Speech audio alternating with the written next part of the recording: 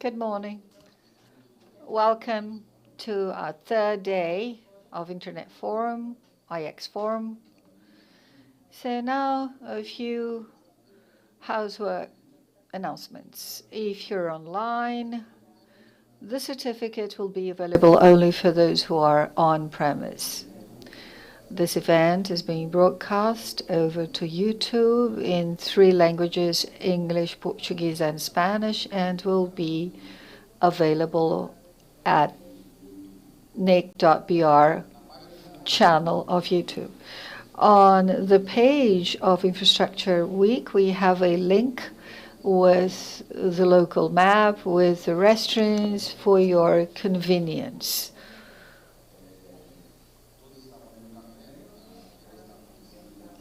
So we have the trade fair here next door. I'd like to thank our sponsors for the 12th Internet Infrastructure Week, which is an initiative by NIC and CGI. We have the sponsors Connectaway, Netflix, Abranet, UGUNU, Technologies Global IP Network, Elea Digital, Logical Cisco Partner, EPS, Current CDN Star, Flex Optics, Globo, WZ Tech Networks, as Ascenti, Huge Networks, Meta, and the support of Telium Networks. We'll now watch the sponsors' videos.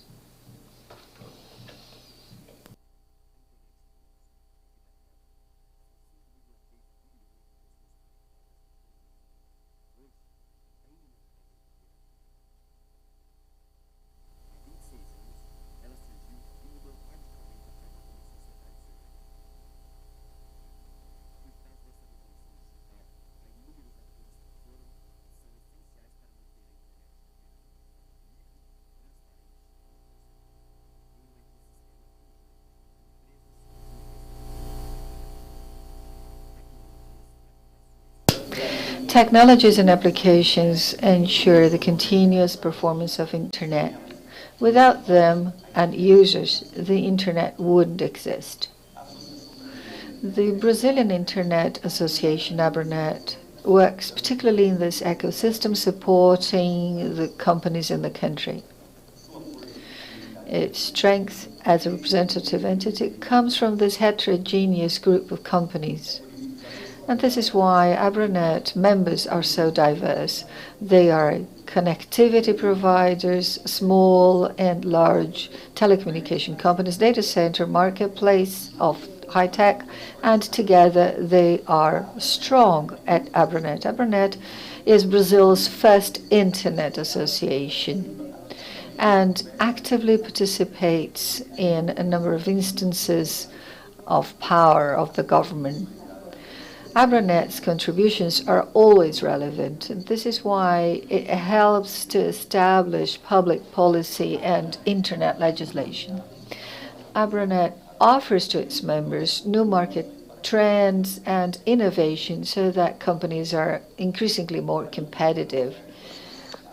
It has an open channel with its members for cooperation, and it fosters networking and provides ideas for new business opportunities. This is Abranet. Join us.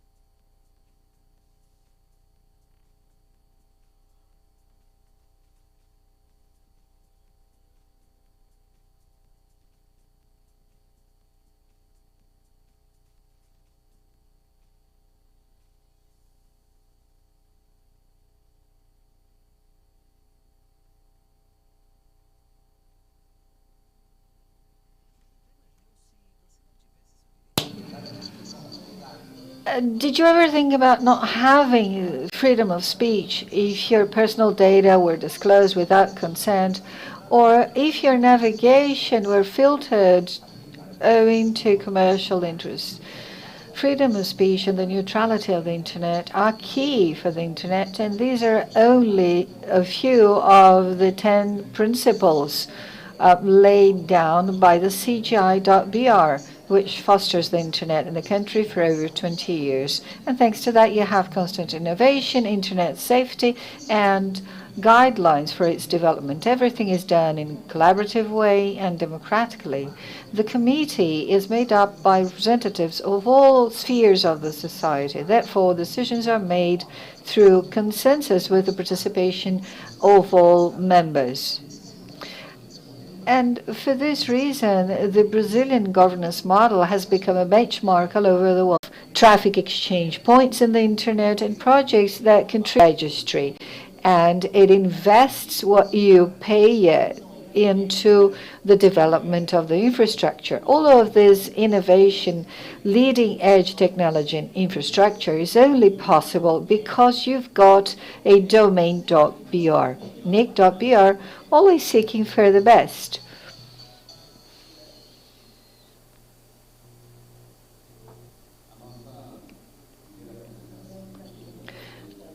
Our first presentation will be delivered by Jesaias Arruda from Bemol, and he's going to talk about the impacts on the Amazon region with the arrival of OpenCDN.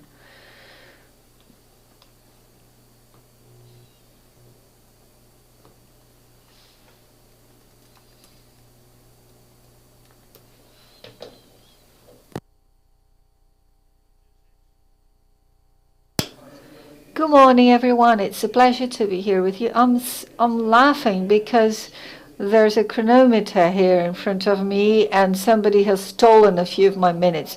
It's a pleasure to be here with you again. I'd like to greet Milton Moreira, Galvão. We hadn't seen each other for a long time. My name is Jesaias Arruda. I work at Bemol in Manaus. I'm also one of the Abramet directors. It's a pleasure to share with you the impacts on the Amazon region with the arrival of OpenCDN. This pretty picture is just to excite you or arouse your desire to visit our region. So very quickly about Bemol. Bemol is a retailer, and I'll explain why. We've been around for 80 years, 4,000 associates. We've got around 3 million clients, and we are one of the largest taxpayers in Amazonas.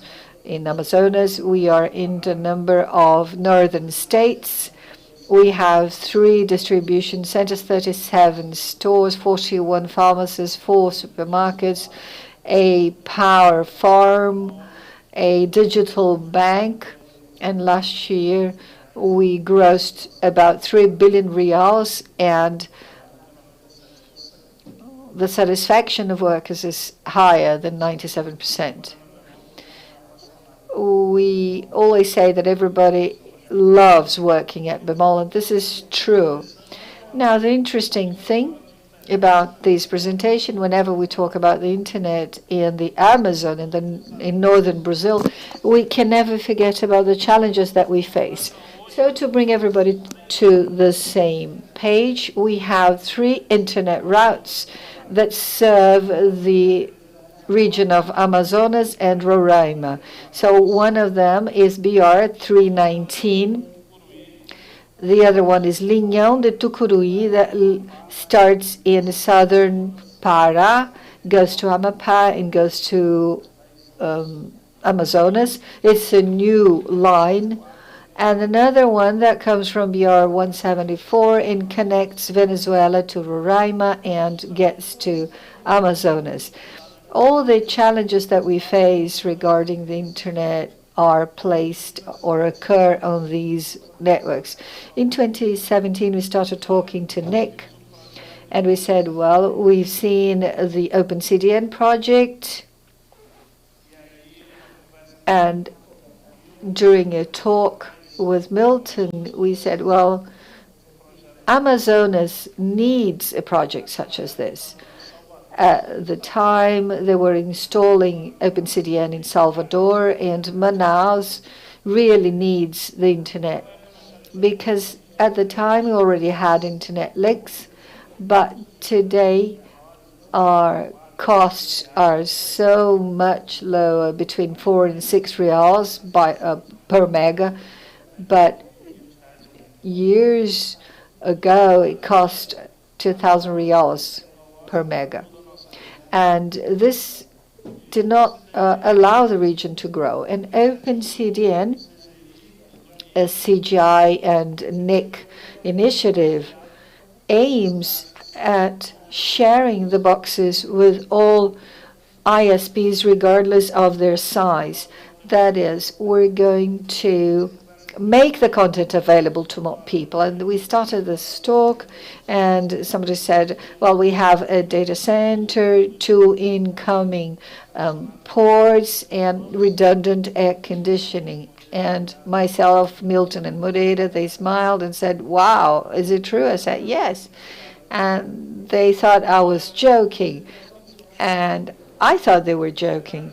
And in fact, to us, it was very important because I was talking not about business, but about social impact, digital inclusion, connectivity, of ranging the region from the shadows of what we call internet and helping it take the first step. And this marriage was very successful. We now have OpenCDN work in Salvador, Manaus, Brasília, Recife, Caruaru, Belém, Cuiabá. And we started operating OpenCDN last year, in May last year. For you to understand the importance of CDN, OpenCDN, we have to talk about the northern region. It has around 18 million inhabitants, 450 cities. 79% of these households have access to the internet. 83% of the users have access to the internet. 18% only mobile network, and 20% only Wi-Fi. Now, talking numbers, now just after the pandemic, and I'm sure you've heard about this, that we were going to use telemedicine, remote distance learning, home office, and all of what we talked about was based on the internet. How can you talk about the internet in a region where 20% of the people can only access Wi-Fi, or 18% only a mobile network, particularly in the states of Amazonas and Roraima, which are places that share the same network. We have 62 cities in Amazonas and 15 in Roraima. And we look at this region, and when I say that 18% only has access to mobile networks, these are cities in the hinterlands of Amazonas that only have a single mobile phone carrier. It's an edge access, and people are super happy when they can text somebody.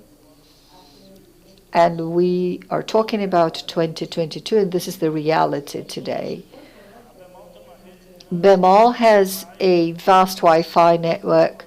We started this project 10 years ago, bringing internet to the stores, and last year we had 26 million accesses to this network. This network is present in 50 cities, Amazonas, Roraima, and last year, well, we had a hotspot system that shows that, and we've used Wi-Fi Max from the beginning. And the purpose here was to deliver internet to users, but also to the broader population when we brought this network out.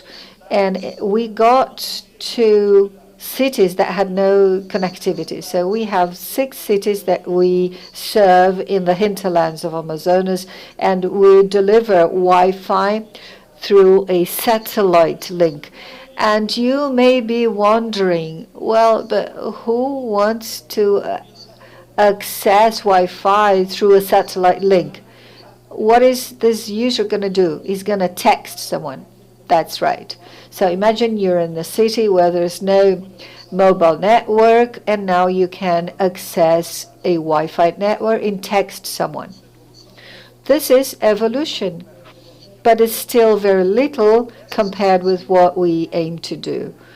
And I was joking with Milton this morning, and I said 2% of these northern cities that only have Wi-Fi access, I think we should break into them.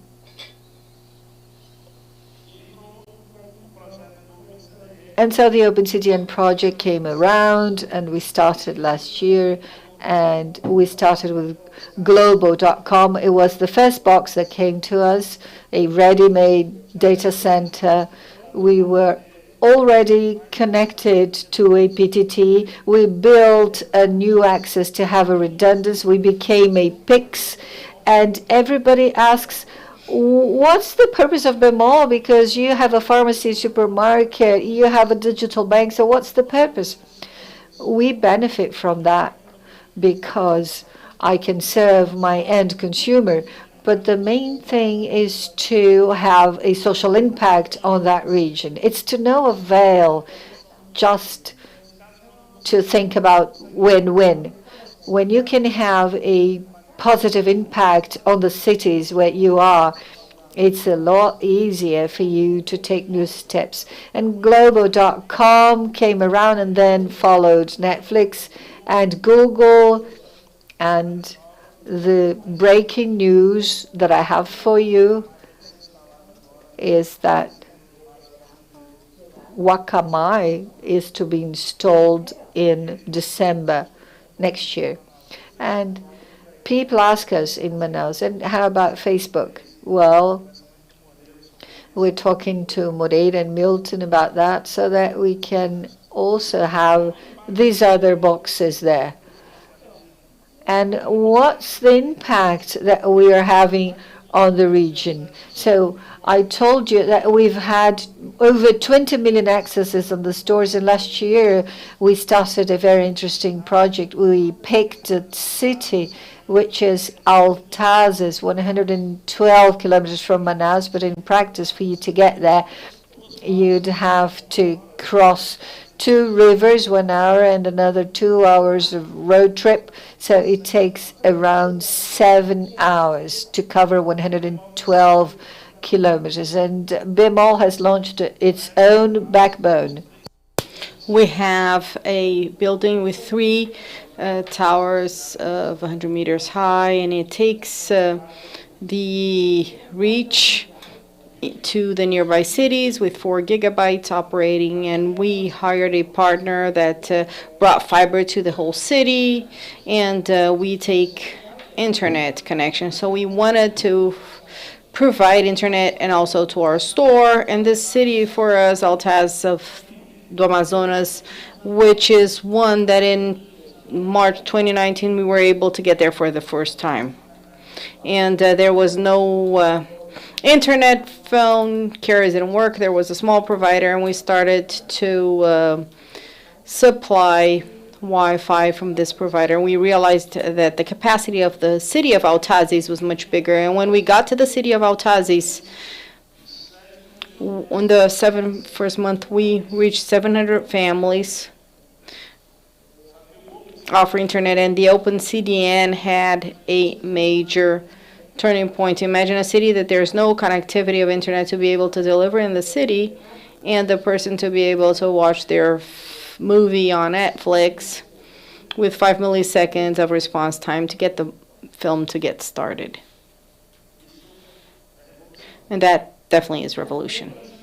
And when we got to the city of Altazes, the impact of Open CDN was the following: 30% of the whole traffic that I needed for internet in that city is already from the city of Manaus straight from OpenCDN. So you're able to take more content, you're able to deliver much more quality in a way that is much quicker. And what is the advantage about that? How since actually it's able to provide all of that, we're talking about Altazes with 500 clients, you have direct connection. And Altazes has also another area that is big, and we have a community off, which is called the Community of Sampaio, and we reached there for the first time. 300 homes did not have internet connection or phone carriers, and I asked, how can we use phones here? And he showed a straw hat that is right at the top of the heap nearby a river. They go there, they sit there, and they say, wait a second, and you'll get signal, and that's how you'll call. And we realized that the straw hat was built so that people would be able to go to the phone just sitting right there and not having heat on their head. So we were able to go there to provide that to the community of São Paulo, and we have now 800 families. And what they like the best about is that they get the content from Global, from Netflix, and they can use Google in a way that is quick right from their homes. And OpenCDN does not only bring speed of access, but is able to include regions that before were out in the dark when it comes to technology. And today, when we think about technology, internet connectivity, it's just very easy. In this room, everybody has their own phone in their hands and a laptop accessing internet at 500 megabytes. Isn't that wonderful? But when we talk about regions that we don't have this type of reach, when we look around Brazil, 19% of the whole country still does not have internet connection. 19. They're at full dark space. So we need to create opportunity in our region that is in the Amazon region for us. And we see it, and also Roraima, and to include more people, and that has a great impact to us. And I had to show you this. This is the typology, and I just updated this photo yesterday morning, 11:20. But this is where we're at. This is the pics of Bemol, and we had the traffic at 15 gigabytes for PTT. And it was early morning in Manaus. It was 20 past 10. An hour later, I was checking the same traffic. We were at 25 gigabytes. If you check the impact that you have with all the other pics, it's just very small. Where the impact here is because Bemol is really great. No, it's because OpenCDN is right in here. And we spent this whole time thinking, how can I help the small provider? And you might be thinking 15 gigabytes, it's traffic just on my own provider, and this is just like nothing. Well, for our region, you'll see later on the impact that this can bring. And what we'll be doing now is to tear down the gateways. So we have our distribution center, which is in straight line 25 kilometers from where our PIX is. And we will be able to bring opportunities so the small providers that is able to provide to the east-north zone of the city can connect from our distribution center, which will be closer to them, and they'll have access to OpenCDN.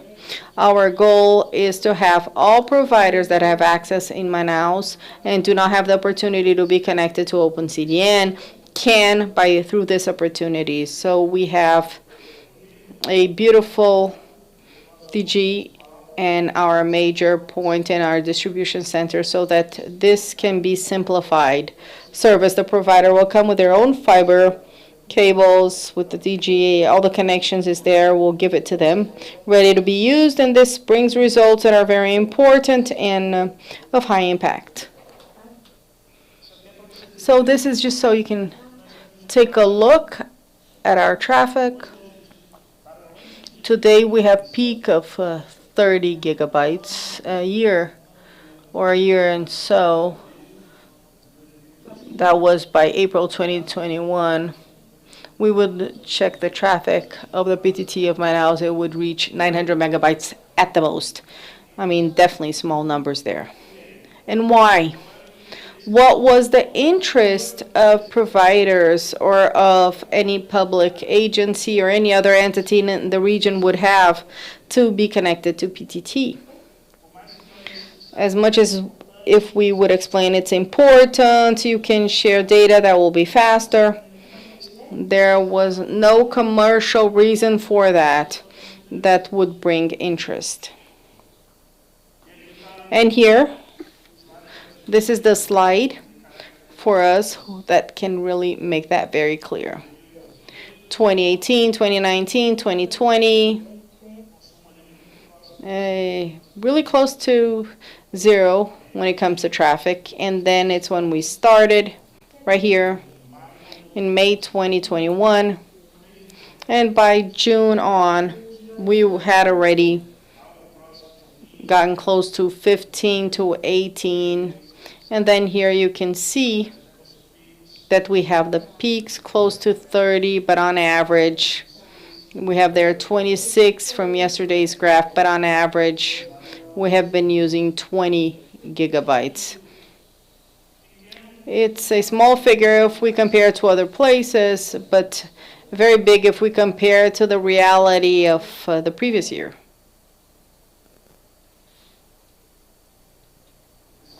This slide for me is the most interest of all. What we have generated to the community is very important. The state of Amazonas has 66 municipalities. Of that, only 50 you can reach through boat or plane, some just by boat. So we're talking about a week or 2 weeks vacation, even 18 days to get to a municipality in that same state. And how can you reach and include these people?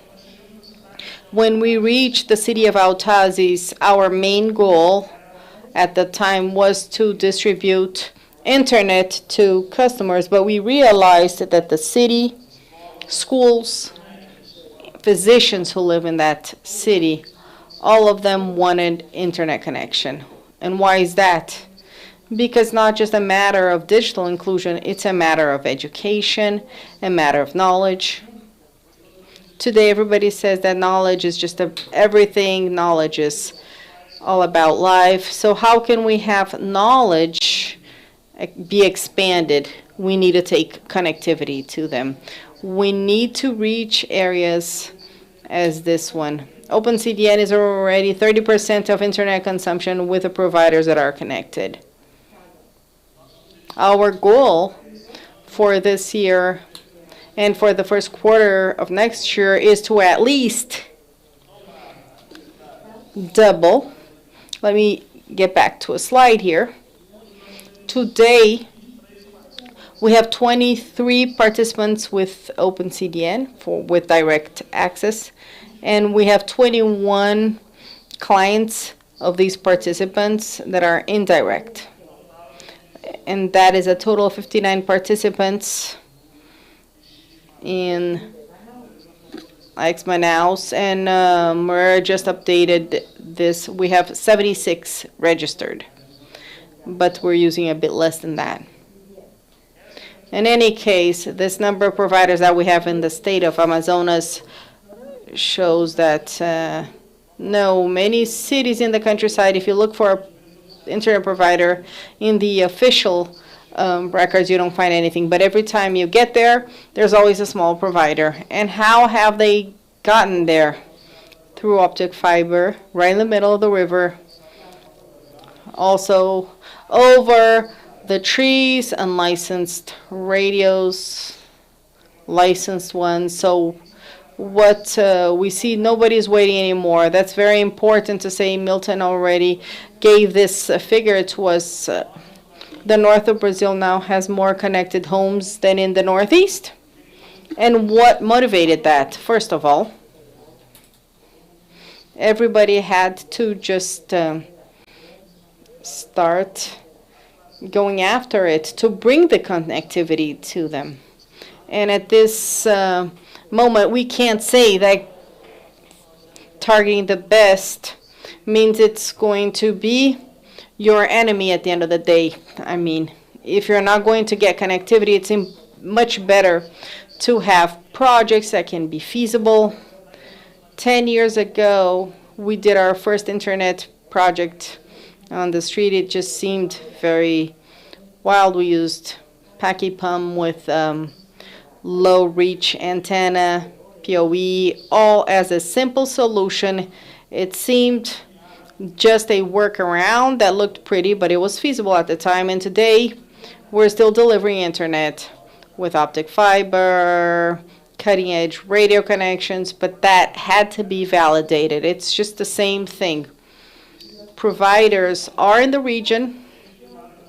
They have used specific means. Everybody knows many projects that are made. Connected Amazonas, Calha Norte, Linhão, that now will be reaching the state of Roraima. I mean, they're all projects that are always in the agenda. They're always being said, but when it comes down to it, few of them have actually been taken forward. So it's really beautiful to say that I have optic fiber in the river, but where are the backbones working? Where are the hubs where I can have all the information concentrated? What else can I do about this? And I'll let you know clearly we will not stop. Last week we made this grow from Altazes to the other city, Nova Olinda do Norte. And we did take a barge. It was another 4 hours. Straight line is 40 kilometers. And we reached the first city where we did not have any fiber on any of the poles. New ones, just with electric power. And we got to the city, and the expectation was to reach in 6 months 300 clients. And I'll let you know that in 15 days, we already had 200 that had been installed, and we already had another 500 also went in. We have been holding back a bit. Why? Because now we need to increase the communication band to reach them. So the demand is out there. The need is also out there. We need to make sure we get it done. Open CDN is a wonderful project. The impact that we have in our region with it is also very important. And we must have more CDNs. Definitely we do. The more we do them, the greater impact we'll have. And this is the impact that comes as a wave with social impact, digital inclusion, and business. Generating business, generating money, generating value. Thank you very much.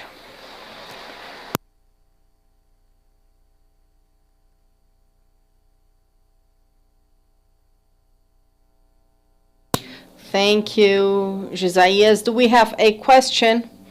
Do we have a microphone in the middle of the room there?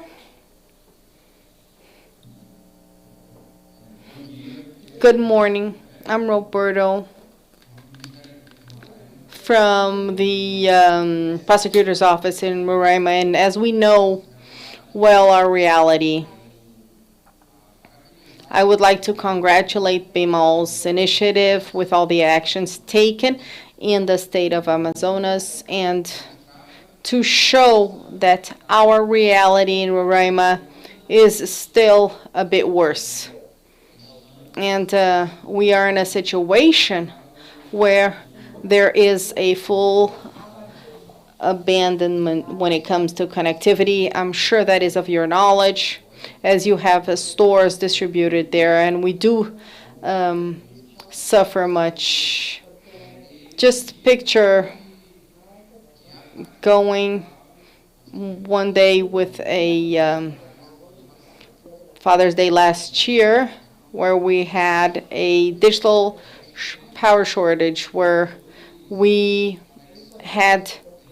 still have 2 connections only to our state through fiber connection, and we had a double disconnection, and we do have to go through a lot there. And my question is to know if you with the expansion, if you have been thinking about our state of Roraima without having to depend on the federal government, because we do not know if that will actually be taken forward. As you said yourself, everything looks beautiful on page. RMP has a great declaration, the federal government, but we never get down to it. That's an important to say. I mean, that's something that was dealt with. The greatest impact that we had for any company, public or private company, to bring connectivity to Roraima is the indigenous reservation. For those who don't know, the Highway BR 174, there's 800 kilometers from Manaus to Boa Vista. From 200 to 332, there is an indigenous reservation there. And from 6 p.m. on, they close with a chain, and then there are no cars that can go through. So just perishable food and bus can go through. So to get a fiber through is possible technically. There is everything there to do that. It has been paved, you have poles, but that's a tougher conversation. So I can say in Roraima they have a large provider that has already reached us. They buy traffic from the carrier that gets there, and they want to get connected to Open CDN also with us. And that will bring such a gain to the region.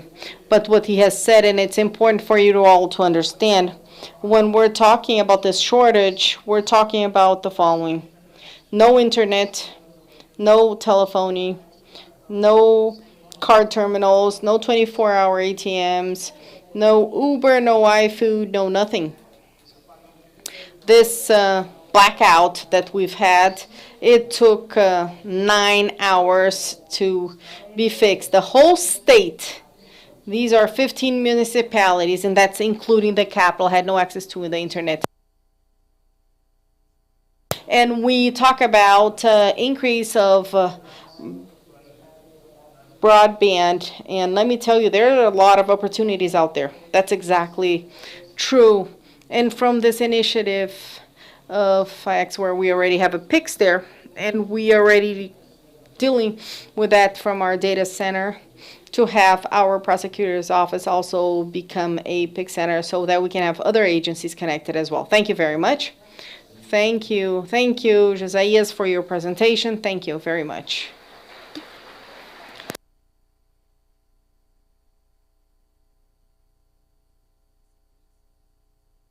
Well, now I'd like to invite Antonio Moreira from NIC-BR and Rodrigo Regis to talk a bit about Open CDN and also the activation process. Antonio, Rodrigo. Hello. Good afternoon, everyone. I'll go first, and then Rodrigo will come up to talk about the activation of X and give you a bit of that and our accountability on it. So still on OpenCDN, and really taking here a moment to relate to it. So we'll be talking about Manaus, but also about the concept of OpenCDN. What is OpenCDN? There might be people here, and although we have this initiative, and this is a project that has been running for a few years, maybe there are people here who don't know about it. So what is OpenCDN? OpenCDN is a NIC-BR initiative to share infrastructure so that at the PTTs or close to the PTTs, so as to bring the contents to the various PTTs of XBR. So XBR has 35 PTTs, and you know the largest one, São Paulo, which is the world's largest. We've got the PTT in Rio, the second largest, Fortaleza, that is growing fast, and perhaps it will overcome Rio very soon. And at these PTTs, we have lots of CDNs. And Nilton, when he opened the forum, he showed a spreadsheet with the major PTTs. And São Paulo had 28, Rio had 18, I believe, and Fortaleza, various, and the other PTTs, we nearly do not have content. Porto Alegre already has something, Brasilia has some. Cool. Our vision is that all of this infrastructure must be decentralized because Brazil is a huge country. You've heard this 1,000 times. So Brazil is too big. It might be a cool strategy for foreign content that still is not in Brazil to start in São Paulo. And São Paulo has the largest percentage on the BGP tables. Most ISPs are connected in São Paulo, but the delay is high. If a guy from Manaus connects to the PTT in São Paulo, he'll have the same delay because of the long distance.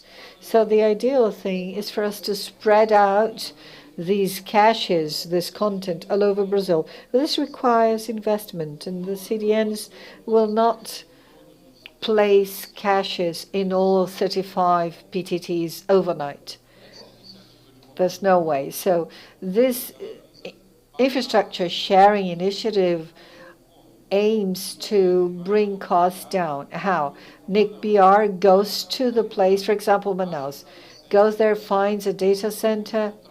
We can hire a colocation at a commercial data center. We could enter an agreement like we did with Bemol that provided the space at no cost, or as we did with Serpro in Brazil. So we'll have a data center. We hire an internet link, and sometimes we also go into non-commercial agreements. We've had support by companies in Manaus. In Manaus, we have a commercial link by a carrier, but we also have a commercial link in Salvador and another one in Brasilia. But we have a backup by RNP. So we have the data center, we have a commercial link, we set up an autonomous system, we place a router, which is 61580. We connect to the local PTT, Manaus, Salvador, Brasilia, other, and we become a participant in the system, in the PTT, and we invite the CDMs. We get to Flavio from Netflix or Lício from Google, and we say, wouldn't you like to place your cache here? It's very similar to what you place at an ISP. And then the other ISPs, the other networks, the other ASs that are in that PTT, through AS 61580 or a bilateral EGP, can access that content. From the CDN point of view, it places the cache there, and very similarly as it would at an ISP. And there are other autonomous systems behind that one where the cache has been placed, as if they were, this is a comparison, as if there were traffic lines of that ISP. They have access to it, and they can access the content. And these ISPs are not all of them from the PTT. They opt in. A few PTT ISPs might opt in to have the CDN. So when we place open CDN there, we expect the most will opt in, but sometimes it's not in their interest. Might be that the ISP already has the same caches that we are placing at the open CDN. They already have that on their network, so it would make sense to opt in. And we share the cost that we run with these providers. So we collect a fee for them to use the open CDN. For example, in Manaus, it's 2.5 per mega.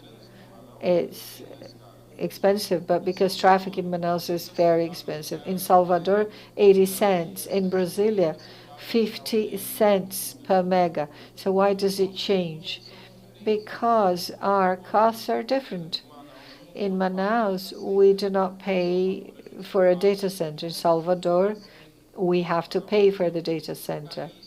In Manaus, we incur high costs with the IP traffic. In Salvador and Brasilia, we hire a layer 2 to São Paulo, so the cost is lower.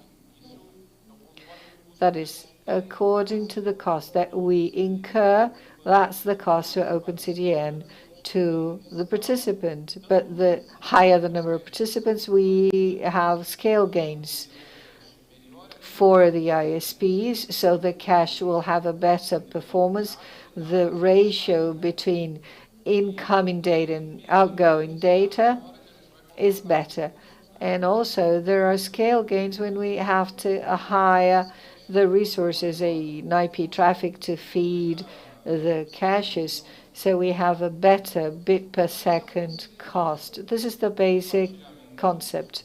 We share the infrastructure to bring barriers down so that the CDNs can be present at as many PTTs as possible.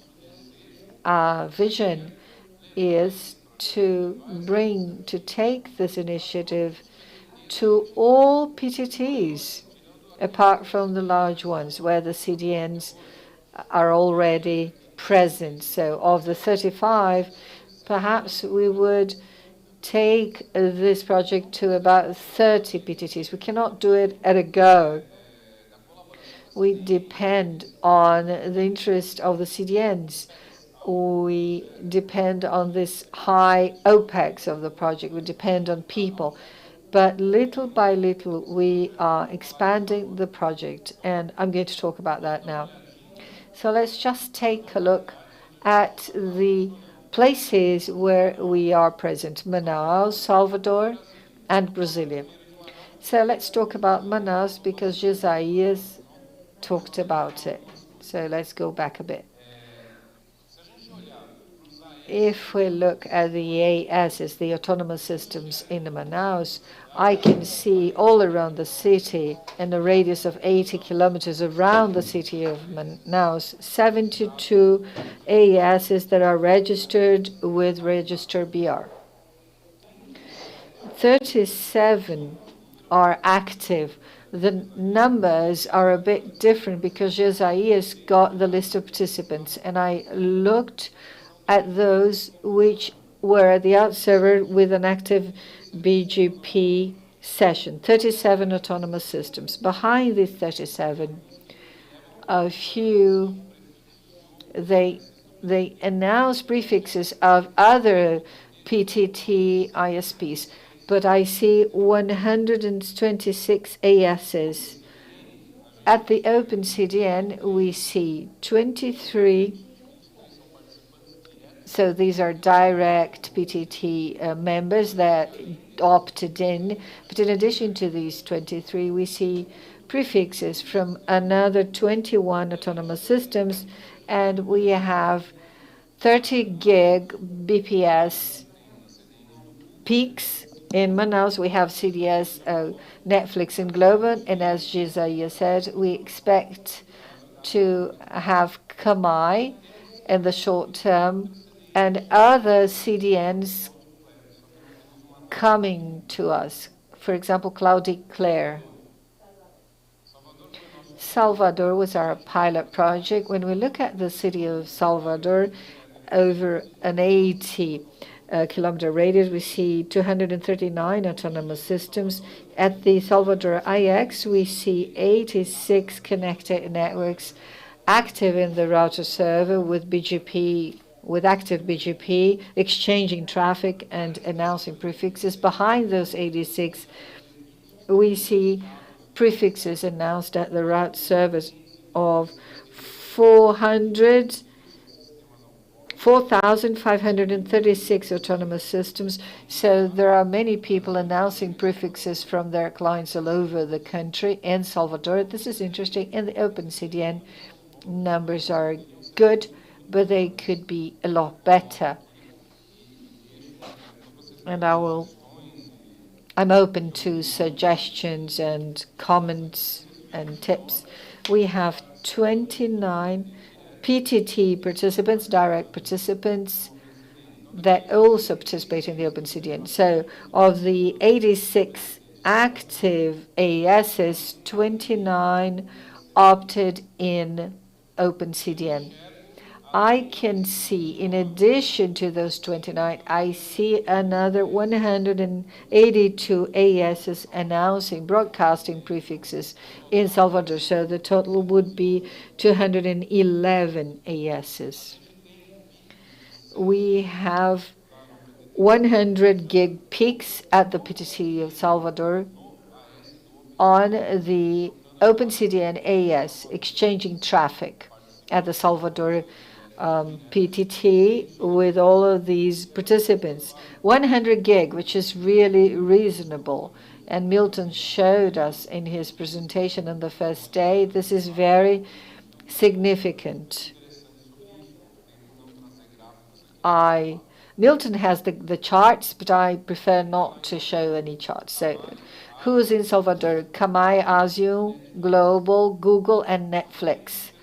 We do not expect to have new CDNs, but we've been talking to people at this event. We took the opportunity to talk to a few CDNs, and we've had interesting talks, but nothing is concrete, so I cannot name anybody. In Salvador, the cost is 80 cents per mega.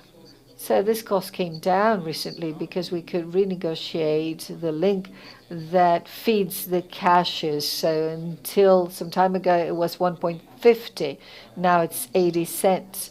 So our intention is whenever we can cut costs through renegotiation or because sharing has expanded, we pass this on to consumers. Brasilia, we have 203 AESs within the 80-kilometer radius. We have 105 AESs, broadcasting prefixes, and I see prefixes of 5,898. So many people are broadcasting prefixes from other AESs. The Open CDN numbers are not that promising because for now we've only got Netflix in Brasilia, and many people have the Netflix caches. I don't know if that's the reason why.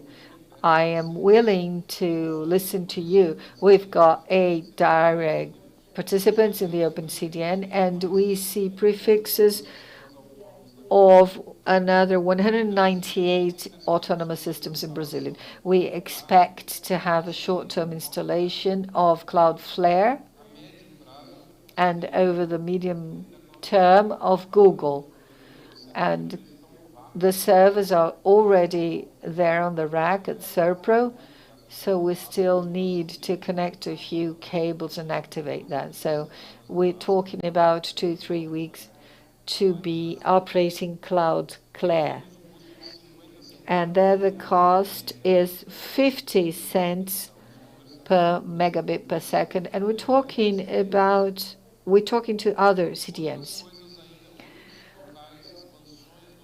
Expansions expected to be activated this year are Belo Horizonte and Recife.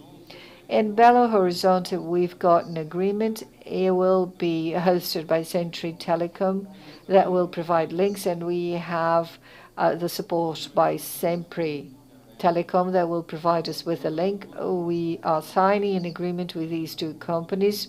Everything's been put on paper, and the Netflix servers are already here in São Paulo, ready to be carried out to Belo Horizonte. So we're talking about an activation with the Netflix CDN within a few weeks. We expect that by late November, we'll be running Open CDN in Belo Horizonte, starting with Netflix. And we expect to have Google join us very soon. And we're talking to other CDNs, and we expect Kamai and Cloudclare next year. Recife, we are about to sign an agreement with ONU Telecom, and we're going to talk to Netflix. The servers are there available to be sent over, so within a few weeks, we'll start operating in Recife with Netflix. And over the medium term, we expect to have Google and Cloudclare arriving in Recife as well. We are trying to negotiate agreements, find sites, and talk to the CDNs in 2 cities. We're still trying to get it through this year, Belém and Cuiabá. So we've spoken to RNP in Belém and to MTI, but these are initial talks. So we still need to go deeper. So if you are here and you are from these regions, if you want to cooperate, come to me, come to Rodrigo, anybody from Nick BR, so that we can talk about it. 2023, or our plans? 2023, well, we've got a few projects for new PTTs, and Julio has talked about a few. For example, Feira de Santana, which is very close to Salvador. So our plan is that the people who connect to the Feira de Santana PTT will be able to access the Salvador Open CDN. So we want to hire a transport from Feira de Santana to Salvador to provide access. Obviously, this cost will be shared together with the Open CDN feed at Feira de Santana. So Feira de Santana users will have to pay a slightly higher cost, but we expect to have very reasonable costs. And since these cities are very close, the delay would be very low, and technically it would make sense. And we believe it will really boost the initial growth of the Feira de Santana PTT.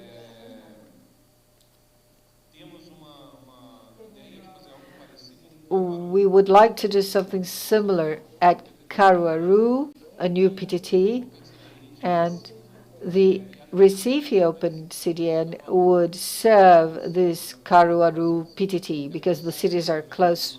So it's possible that next year the Recife Open CDN will also serve João Pessoa, which is the capital city of another state, and perhaps Maceió.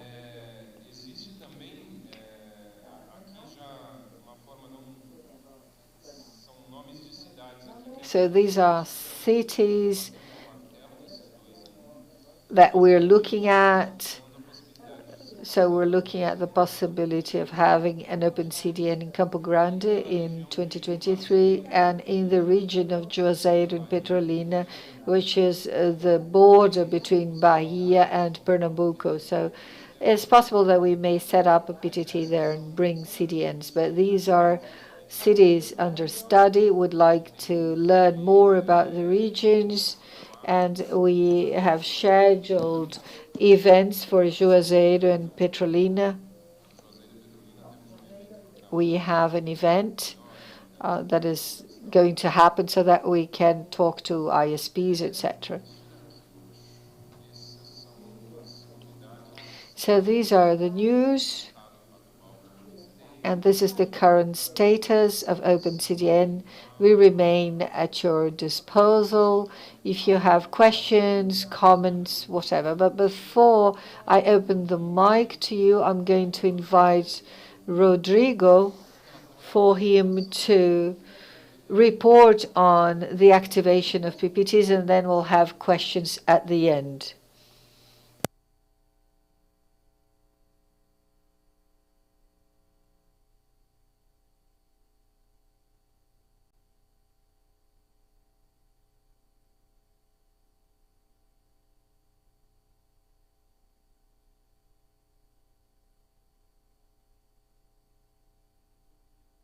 Hello, everyone. I'm Rodrigo Regis. Isn't that right? I work with the activation of IXBR with Moreira, and I want to give you some data of the activity that we've had in 2022. So I can start by talking a bit about our team, which is comprised by 7 professionals. We have interns, our technical professionals, analysts. This whole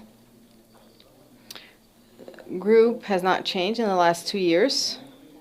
And also we count on the participation of those from development, DevOps, Cesar Elio, Josias, and Elisel. And the team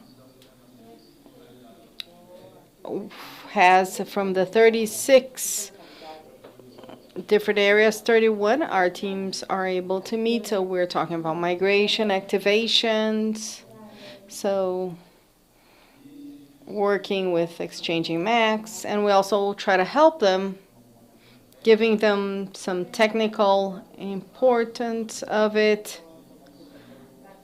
I mean, that type of thing, to see if it works.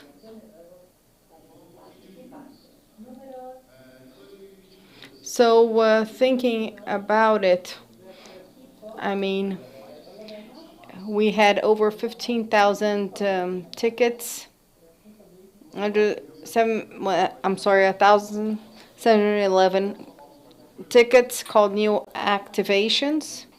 Some that asked for a second or third connection, 589 tickets for migration. Participants that want to change that. And also B66 tickets of bilateral VLANs. That's what we do on a daily basis. And I brought here a graph to show you, I mean, not just to illustrate the numbers, but I have the data from 2012 on, which not only shows us a projection of how the number has increased over time, we're able to see some interesting things. So all this part, the big increase we've had in terms of the pandemic, in terms of increasing link and capacity, and getting to the levels that we had before 2020. And what's most important also in terms of what was said yesterday with Talk to IX, we talked about the change of the platforms and the tools we use in activation. And this month specifically, starting October 2012, we've been using the ticket tools, the ones you're familiar with. So we've been using it for 10 years now, and by the end of the year we will reach 100,000 tickets being met with nearly 1 million interactions. So that's why I have the data here for you. And that's why we have the possibility of getting this information to show you. And also in terms of time of response, some say good things, some say bad things. So what do we have in terms of data?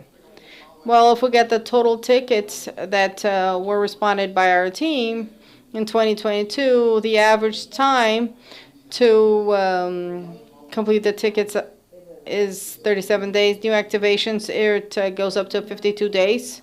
Sometimes a bit more because of provisioning from the participation and all this type of thing. Our infrastructure team, and also the same too for the migration tickets. The average time is 41 days. And also for bilateral VLANs, it's shorter because we're just talking about settings. So on average, 12 days until we're able to complete the tickets. So we have the information from 2012 on. Although we have an increase of number of tickets over the year, the average time, right here, the average time of also the duration and the median they have been dropping over time. I mean, we've made an effort to improve tools, procedures, where we can increasingly reduce time of each of the tickets. And I have some other numbers about the main locations that we respond to. So I just got for the new activations. So out of the 1,711 for this year, 80% mostly comes from São Paulo, Rio, and the city of Fortaleza. And the graph for São Paulo, let me see, this is the graph of São Paulo that pretty much repeats the total. And we have the city of Rio de Janeiro and Fortaleza, where it has a greater growth from 2018 on. And this year alone, if it has not more than the traffic of Rio, but in terms of the number of tickets, there are more from Fortaleza than from the city of Rio. And here, to compare with the presentation of Julia on the first day, where we can compare with the tickets with 6 shared ports and independent ones. This year for shared was twice as much as the independent one, the one that comes with a fiber and their own connection.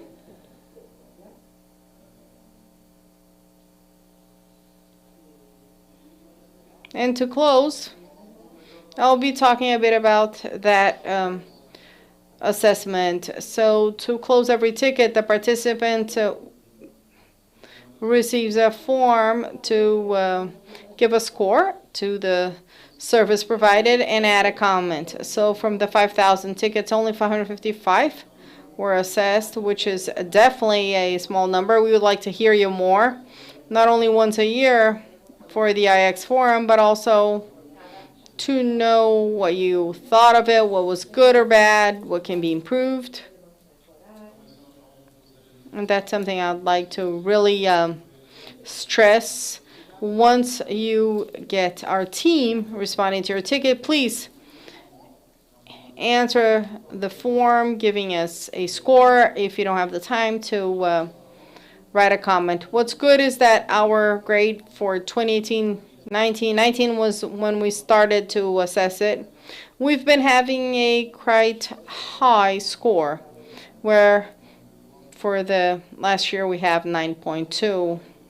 And to explain a bit of what's to come, as Julio mentioned in his presentation for the first day, the biggest challenge for 2023 is SLA, which is the service level agreement that we will be offering with IX. Although we make a big effort, and for the most part we were able to really respond to the tickets within what we want to offer according to SLA, to ensure that it can be valid to all, we will need new tools to continue to improve our procedures, maybe having more people on our team. For next year's IX Forum, we can see where we will be at. So that's all I had. Thank you very much.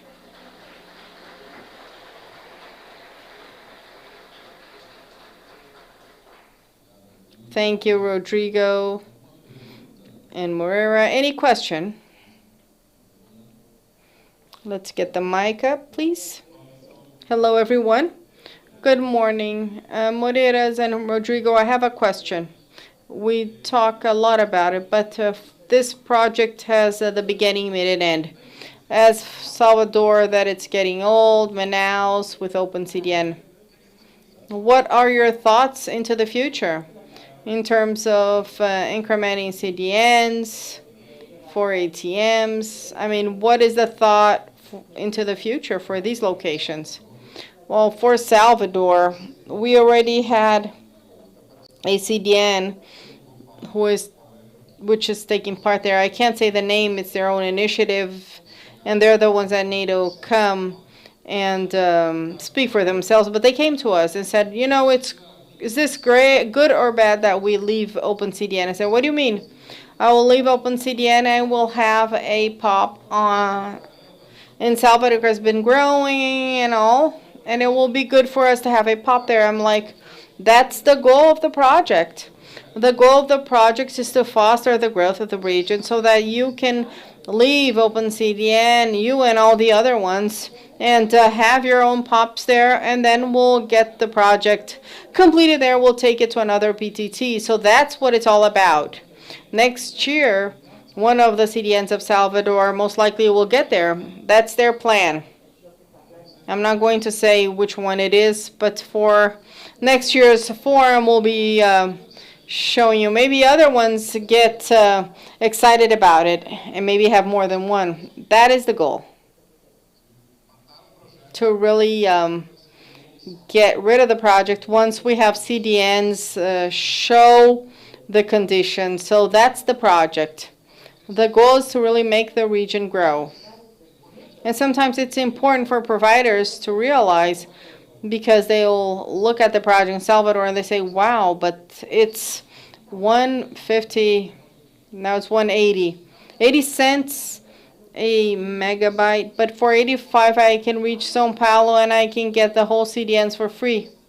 Yes, but you're not going to get in São Paulo with the same delay, and you're not going to foster your own region by just reaching São Paulo.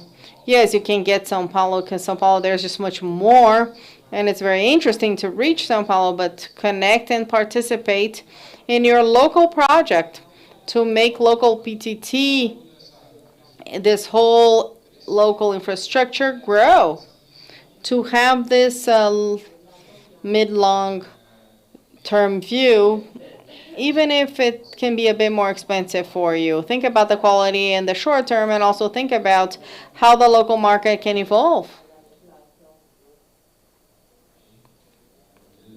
Thank you, Maurice. Thank you, Rodrigo. Thank you both.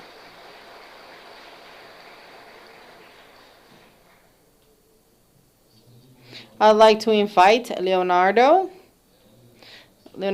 Mello and Catarina Segato from NIC-BR for their presentation. Frontier of Digital Inclusion, the case of small internet providers.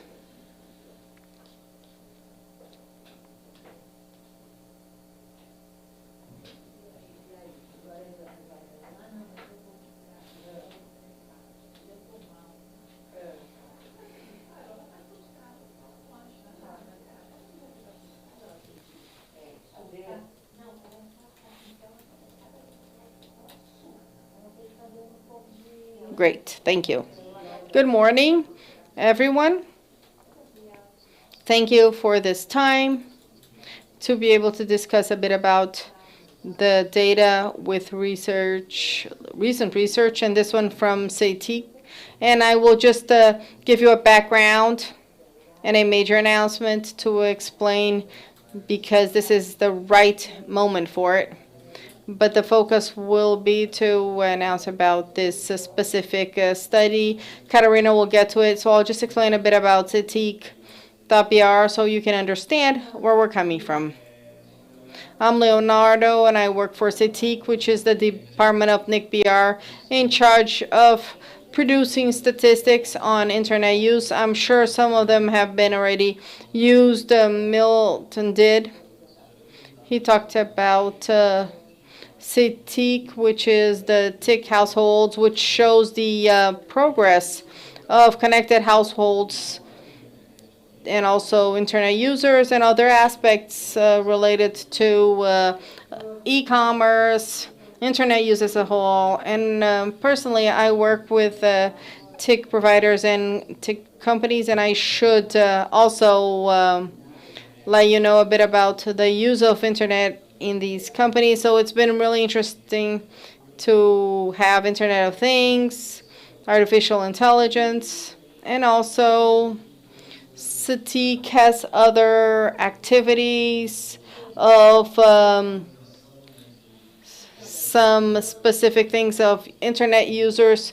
So we have this whole work of bringing international references and to see how we do this in terms of how we can work with government from other countries to try to create a harmonization of all these statistics. And there are some information that you can get on statistic.br, where you can get our publications, our data, everything there for download and for everything about the micro data. And the other thing that's important also is to say, as I talked about the publications, there are other types of publication on policy papers and publications with other international agencies, all of them in terms of topics for access and use for the internet.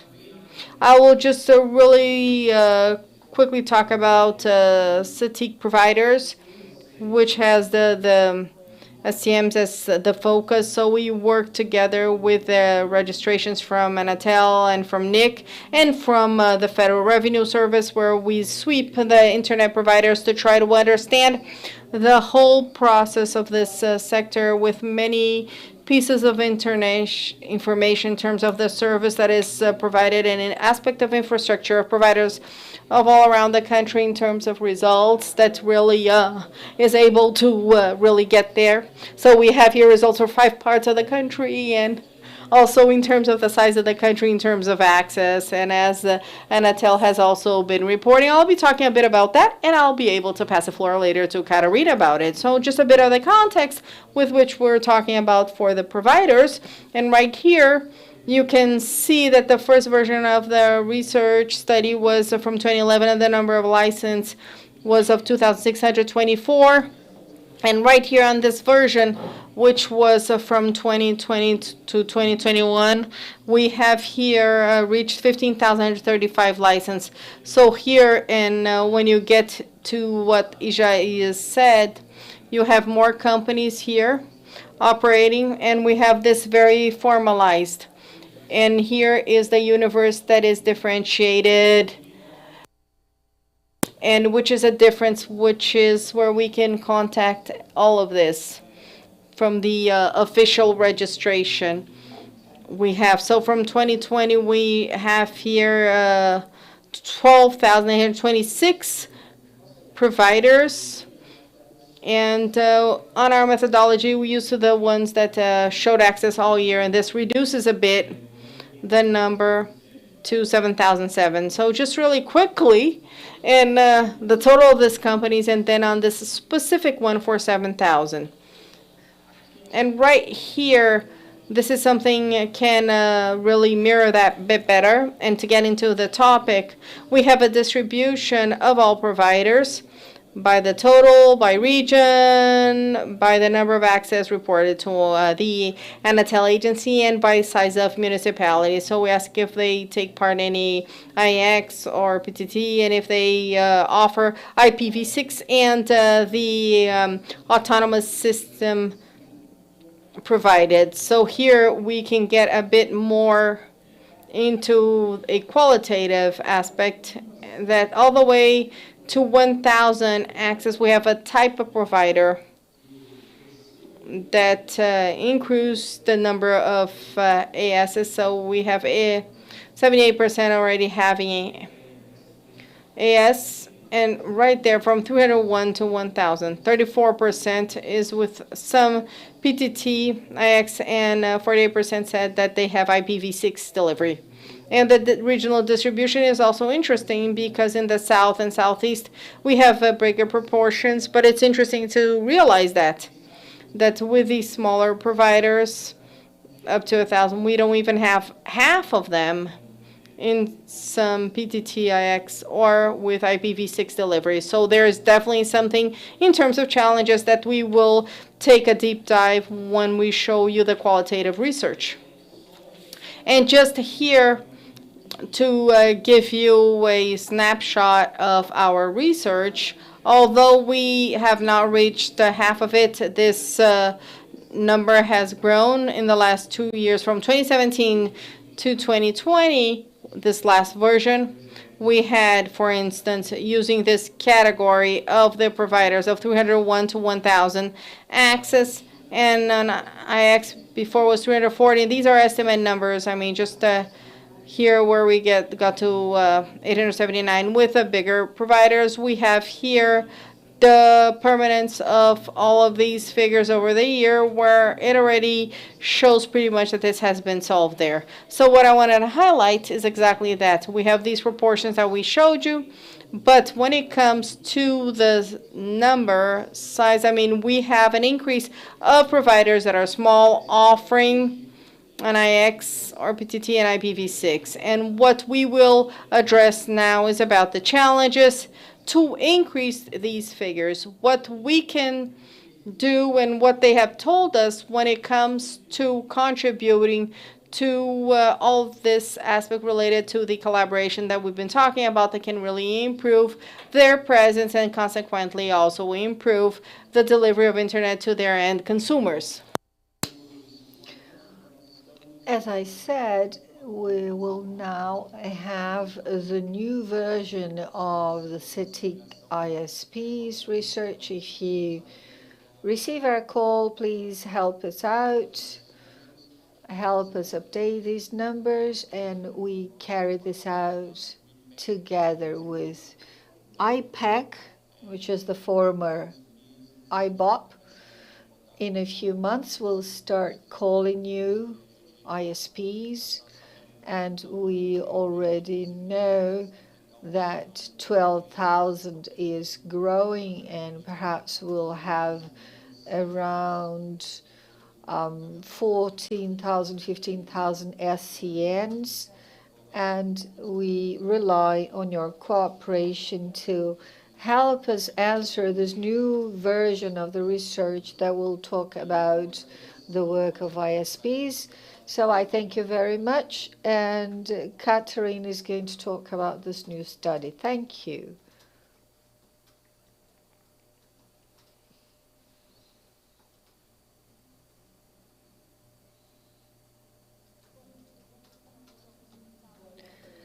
I'm going to show you the results of the survey that we carried out. This was done in partnership with Anatel, with the British Embassy and a few NIC departments, and Gilbert and Newton helped us throughout. And we wanted to understand beyond access, we wanted to dig deeper into connectivity in Brazil. So we wanted to understand why in certain places we have more connectivity than the others.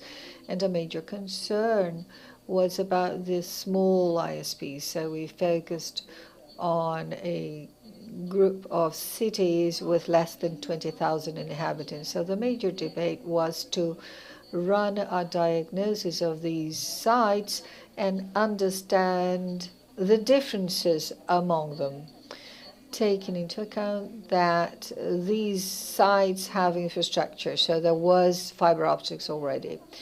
So to do that, we selected cities with fewer than 29,000 inhabitants, and we have a connectivity indicator related to the data and a local capacity indicator that where we brought some data from the research on ITC and services and digital inclusion.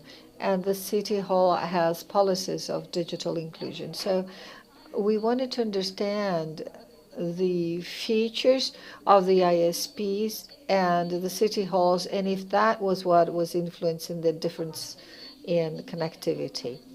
So we grouped these cities into 4 different groups, and we selected 20 cities in these 4 groups around the Brazilian regions. We already knew that there was a context difference that had to be accounted for, so we distributed the cities accordingly.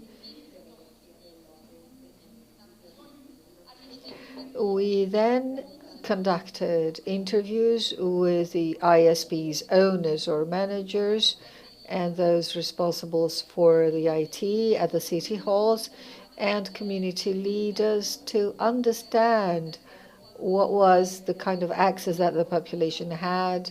And these leaders were connected to more vulnerable groups or populations that have greater barriers of access. For example, growers that are in rural areas. And we also organized discussion groups with residents. We tried to include different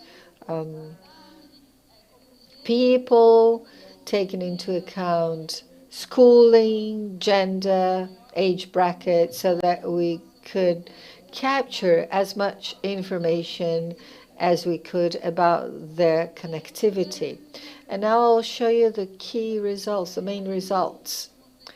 As I showed you before, we published that. It's on the website, and you will see our website. If you want to have access to all the results, it's there in Portuguese and English. And here I'm going to show you part of the results. I'll give you a context about their connectivity, but I will focus on ISPs.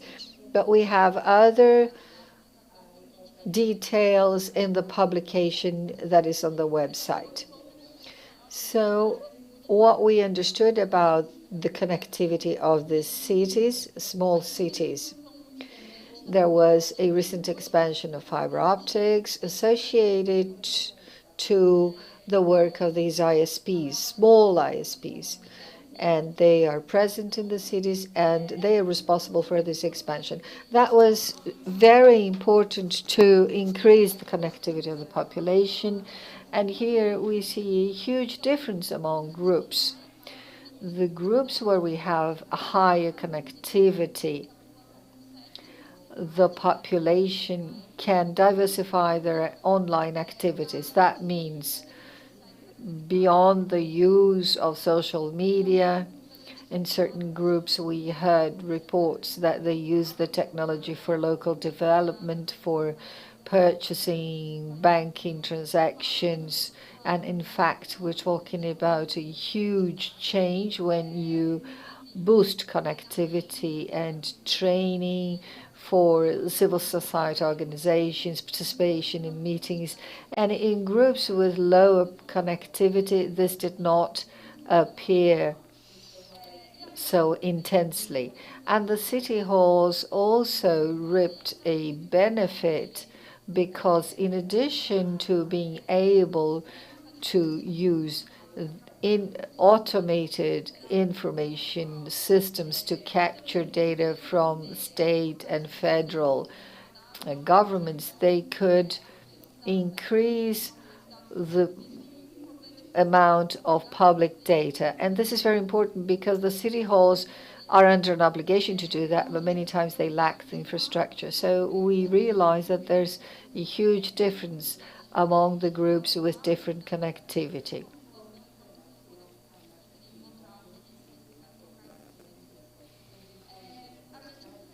We notice that there is a replacement, or that hardware is being replaced by fiber optics, but obviously we have problems with connectivity in certain cities. Urban areas have more fiber, but further areas have problems. So we have more radio and sometimes nothing. There are places where there is no infrastructure. So what's the major issue here? ISPs say that the cost is too high, so it's very hard to break into these areas. So the high cost is connected to the geography of these areas. But there are a few barriers that are related to electric power at certain points. So infrastructure goes beyond ISPs and the poles, and this was reported in every group. The challenge related to the lampposts, there are different regulations and there are cost differences.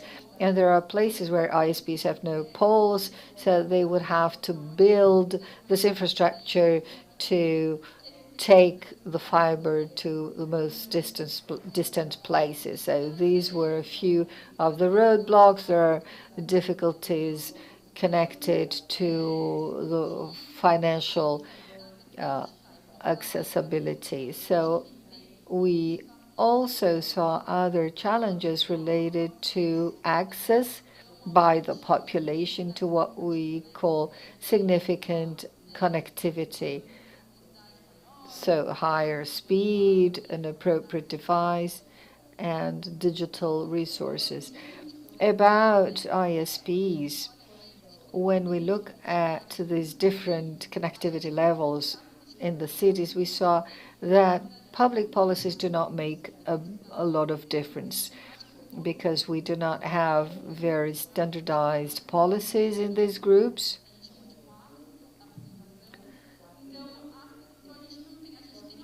So there are a few attempts. There are cities that are making available public Wi-Fi in buildings and public spaces, but these are isolated and fragmented actions. They are not peculiar to a group. So this doesn't explain the higher connectivity. Against this backdrop of the frailty of public policies, the ISPs make a difference and they explain the differences among the groups. So basically, when we look at connectivity, this is connected to the service and the ISP's capacity. So in lower connectivity groups, we found non-professional groups. And in the higher connectivity groups, we found ISPs that were bigger, with more employees, departments, clearly defined processes. Many times they are connected to larger ISPs, regional ISPs. So the capacity impacts the service that these ISPs offer and therefore in the connectivity level of the cities. What can we infer? In places where ISPs are not really professional, partnerships are more informal among ISPs and institutional ISPs with associations. So this makes a lot of difference. So this organization among ISPs ends up offsetting their poor capacity, particularly in emerging situations. They barter equipment, there are loans, and this is important to them. And we see absence of specific financing. This is not new, but we saw in our research that this is a real challenge because ISPs in all groups reported this challenge. There's no specific credit line for them when they need to invest. In the higher professional capacity group, they have easier access to financing, including BNDES, but this was not continued. So all ISPs reported this as a roadblock.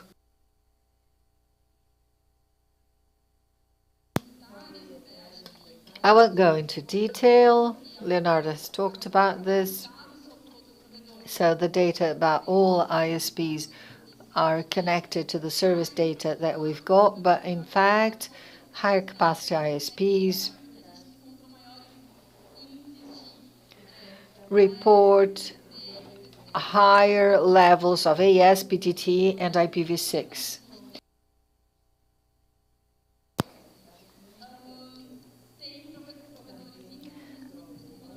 In the lower connectivity group, ISPs are less professional and many ignore the benefits of IPv6, for instance, or PPTs, So there's room to upgrade their training about benefits and how to get to PPT and IPv6. In the more professional groups, they know about the new technologies as they have contacts with the larger ISPs. Many listed challenges related to IPv6, even those which know that, particularly as regards ISO and um, tailoring the devices. Well, thank you very much. This publication is on our site, on our website, and we talk about a number of aspects that I couldn't address here, but I expect that the standardization is an important path for us to think about initiatives, as this research was just the diagnosis, so that Nick, Anatel, and the British Embassy can think about solutions for us to advance on this agenda. Thank you.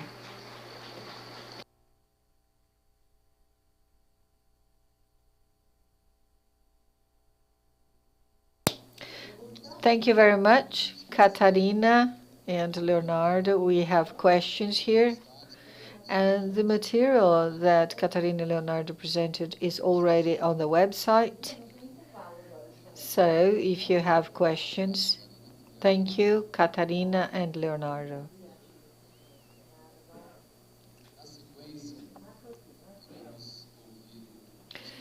Now we're going to listen to Luis Puping, the influence of 5G on ITC infrastructure. Luis, please.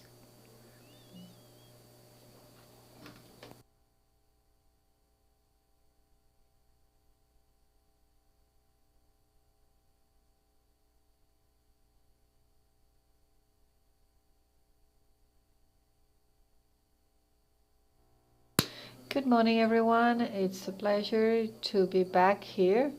I missed this event, and it's an honor to be able to talk here. We're going to talk about 5G. Many people know me because of my IP work, but I have a degree in mobile communications, and this area was dormant for a while, and owing to all the IP classes that I teach. But now with 5G, I've worked a lot, particularly with universities, in education, raising the awareness about it and what 5G will bring, and demystifying a few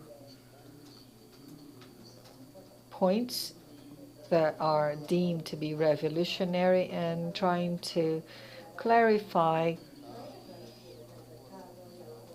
about 5G to the market. I've been delivering talks, and there are many talks that I've learned by heart because I do it so much. And this is a paper that I submitted to Nick, and it's the first time, and we expect to develop a few initiatives based on that. Today I'm the head of a training center, and I've been doing this work directed at education.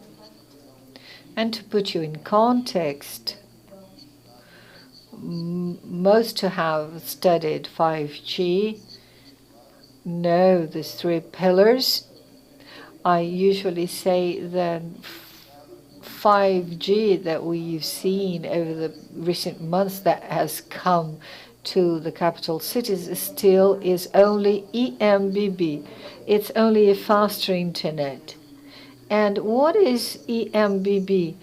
Is for you, that gives you the feeling that you are on Wi-Fi.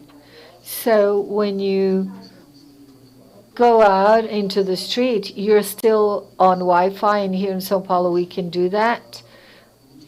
And in past months, of the 27 capital cities, at least we started the beginning of this implementation, and a few regions are already using EMBB, and by December, main cities with over 500,000 inhabitants will start implementing EMBB. Now, the real revolution of 5G and the difference between 5G and 4G, in addition to higher speeds, is in the last two pillars, MMTC and URLLC. Massive machine type communication, which is a massive amount of things connected to the internet, and very low latency. And for us to meet these two pillars, there are many changes that are required to our infrastructure. Our ITC infrastructure requires these changes, and most of it has no direct relationship with 5G. And all of the other presentations that we've seen to the public are connected to what we'll see from the hardware out. Obviously, in half an hour, I won't be able to dig deeper, but I've got technologies or topics on technologies that will be important in our infrastructure to support these two lower pillars. And definitely we will demand broadband for EMB, but the other two pillars, significant change in our infrastructure, and I will mention a few. And definitely there will still be much more to be said, but the main one, so that we can pay a bit more attention. What are the key points of 5G? What is the uniqueness of 5G when we compare to 4G that we've been so used to? I have four of the main points.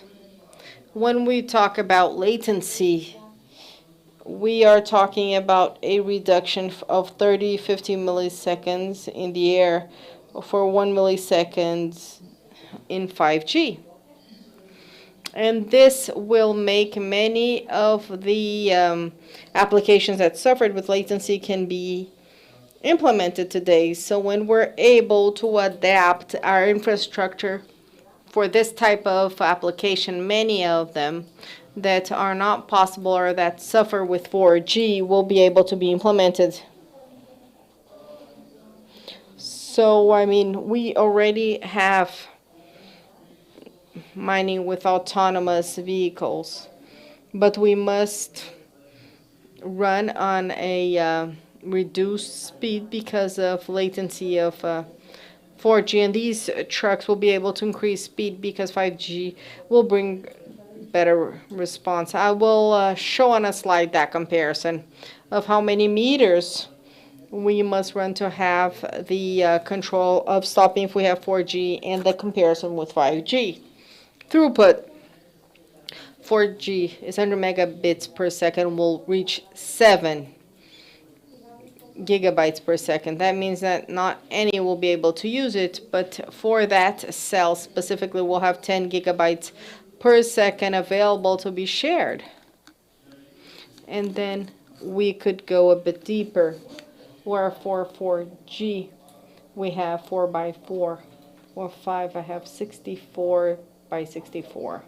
So we can share this by any person simultaneously, and availability of broadband that's much better.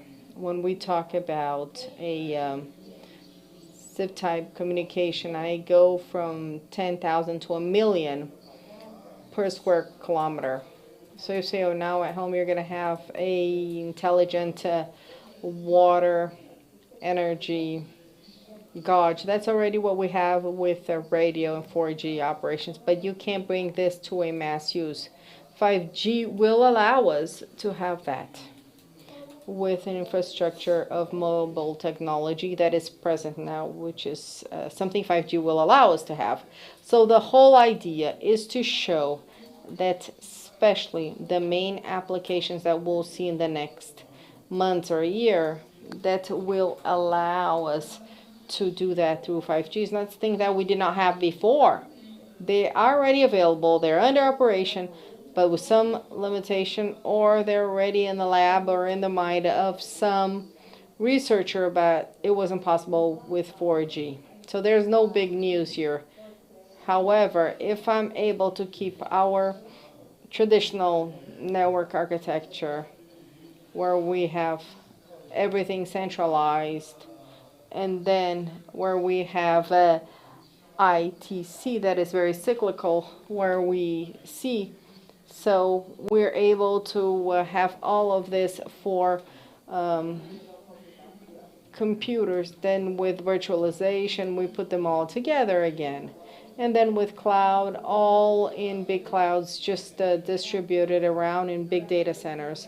And now with our LC, we'll be able again to distribute that and have this in edge. So we're able to see that each technology that rises for communication, it demands adaptation so that we can meet our goal. And the last of the items, the network architecture with slicing, and I'll be explaining this a bit further on, but it's virtualization and then SDN collaborating. So network based on software. Who in our field does not want or does not like logics of coding or coding itself? Just take care of your back. I mean, the day-to-day of that, what we'll be doing will have that influence of Python, XML, Young, NetConf. So we need, if we want to grow in IP, to understand this type of thing. So if you notice, the main manufacturers, the main certificates of them are and have been including NetConf, Young, Python in their basic certifications, where we have this demand by manufacturers. We need to know the coding language.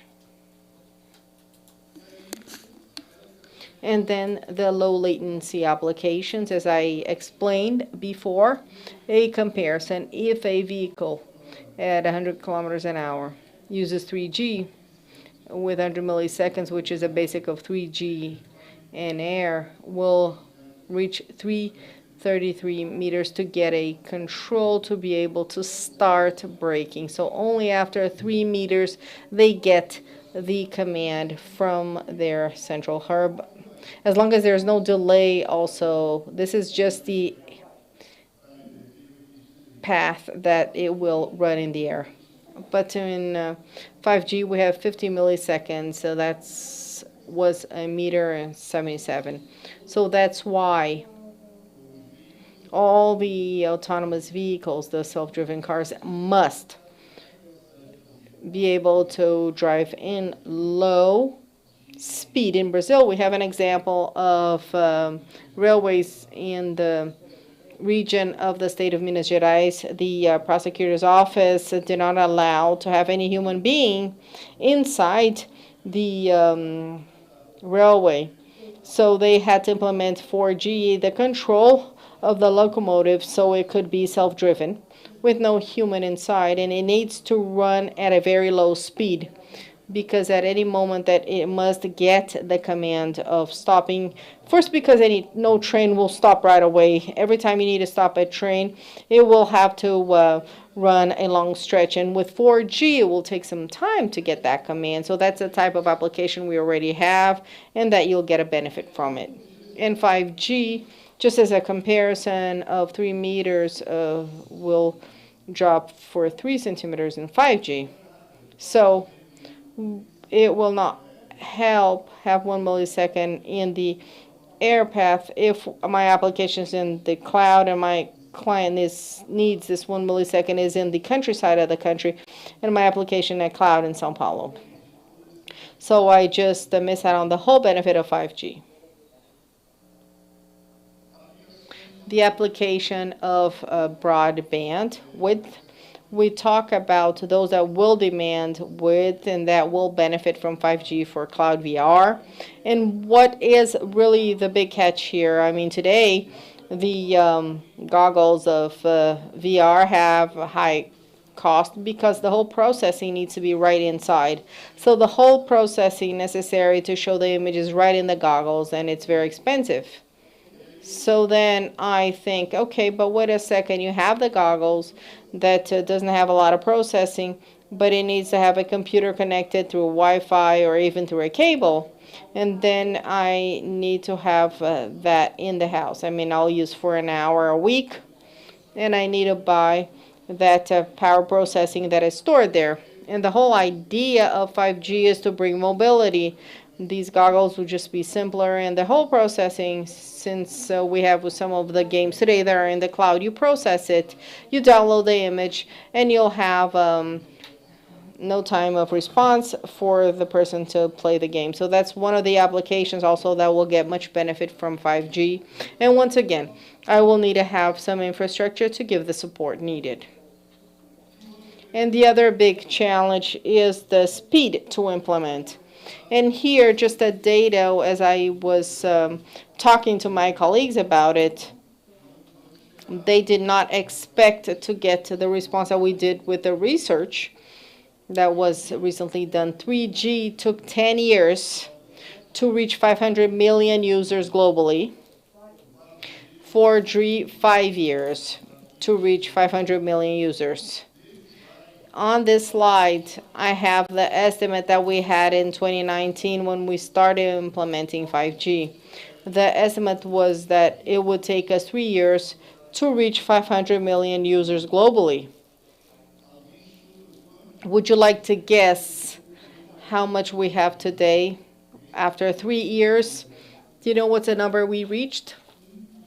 1.1 billion users globally of 5G. What it took 10 years for 3G to reach half of this number, it took us 3 years to double it with 5G. 5G is no big news, it's not about the future. 5G is present and our network needs to be ready to support it. You don't need to start to studying 5G now. You should have been studying these technologies because all these technologies that will give support to technology have been present for some time now, and we just kept postponing. And now we must go after these technologies so we can do what 5G claims to do. So what are these technologies? How can I bring support to all of that? And now I'll get into the topic of DWDM, my colleague, that I have problems from layer 2 up and 1 down, and he really helped me with his slide. How can I deliver more bandwidth? I mean, what do we see here? Increasingly more, we need bandwidth. How can you deliver more bandwidth? DWDM shows the progress with the increase of the number of channels and what we can benefit from it with the fiber. So I have the possibility of reaching 120 channels with 6 terabyte for the super band C. So I can have 120 channels. But why should I have more channels if I can't increase bandwidth for each channel, the amount of data for each channel? So I don't only increase the spectrum available for the transfer within the fiber, we increase the coding. With 16 km, I can have each of these with 200 gigabytes or 400. And that way we have already 32 where it has 800 gigabytes on each of them. And I'm able, with the same fiber, have more data. And this is the technology that's already available and that we already should have been studying to be able to give support to the volume of data that 5G will be bringing extra to press even more the tighten infrastructure we already have. Our infrastructure already shows problems, and then 5G comes to press even more our infrastructure. And that's one of the technologies that we need to really pay attention to, and we should have been working on, and to make sure for the next month this is taken into consideration. Network slicing, which is one of the big promises for 5G. And what is it about? It's virtualization of my infrastructure. Remember I talk about URLC. I mean, I have 30 milliseconds in their path. Other speakers here talked about slicing as well, but the whole goal here is to bring and to be able to alert them to get to know it, the virtualization of the infrastructure, because within the same I'll be able to have a slicing dedicated to ultra broadband, and I have there the requisites that slicing will be able to meet. 5G also promises on URLCC a deterministic network that is closer to it. And what will that allow us to have? Slicing. So to learn networking, slicing is paramount to our day-to-day, to the continuity in this market of IP, of infrastructure. The importance of slicing, which is sharing infrastructure, is virtualization of my network to be able to meet the requisites of my applications, is to be able to make my network work for application, not the application adapting to my network. That is the big goal of slicing. And then definitely is segment routing.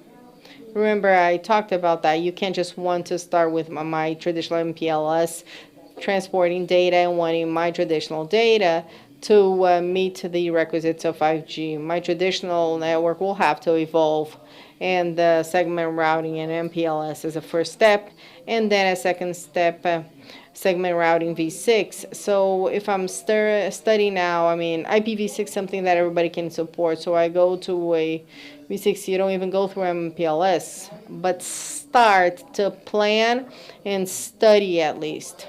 What is the big difference here? It will show right here that the big difference of segment routing compared to the traditional simplification of the control plan. Our routers have been suffering with control plans. As much as we try to increase the power of processing, the control plan has really been bringing greater burden to our equipment. And for MPLS, there is an endless number of protocols that must be processed in my control plan.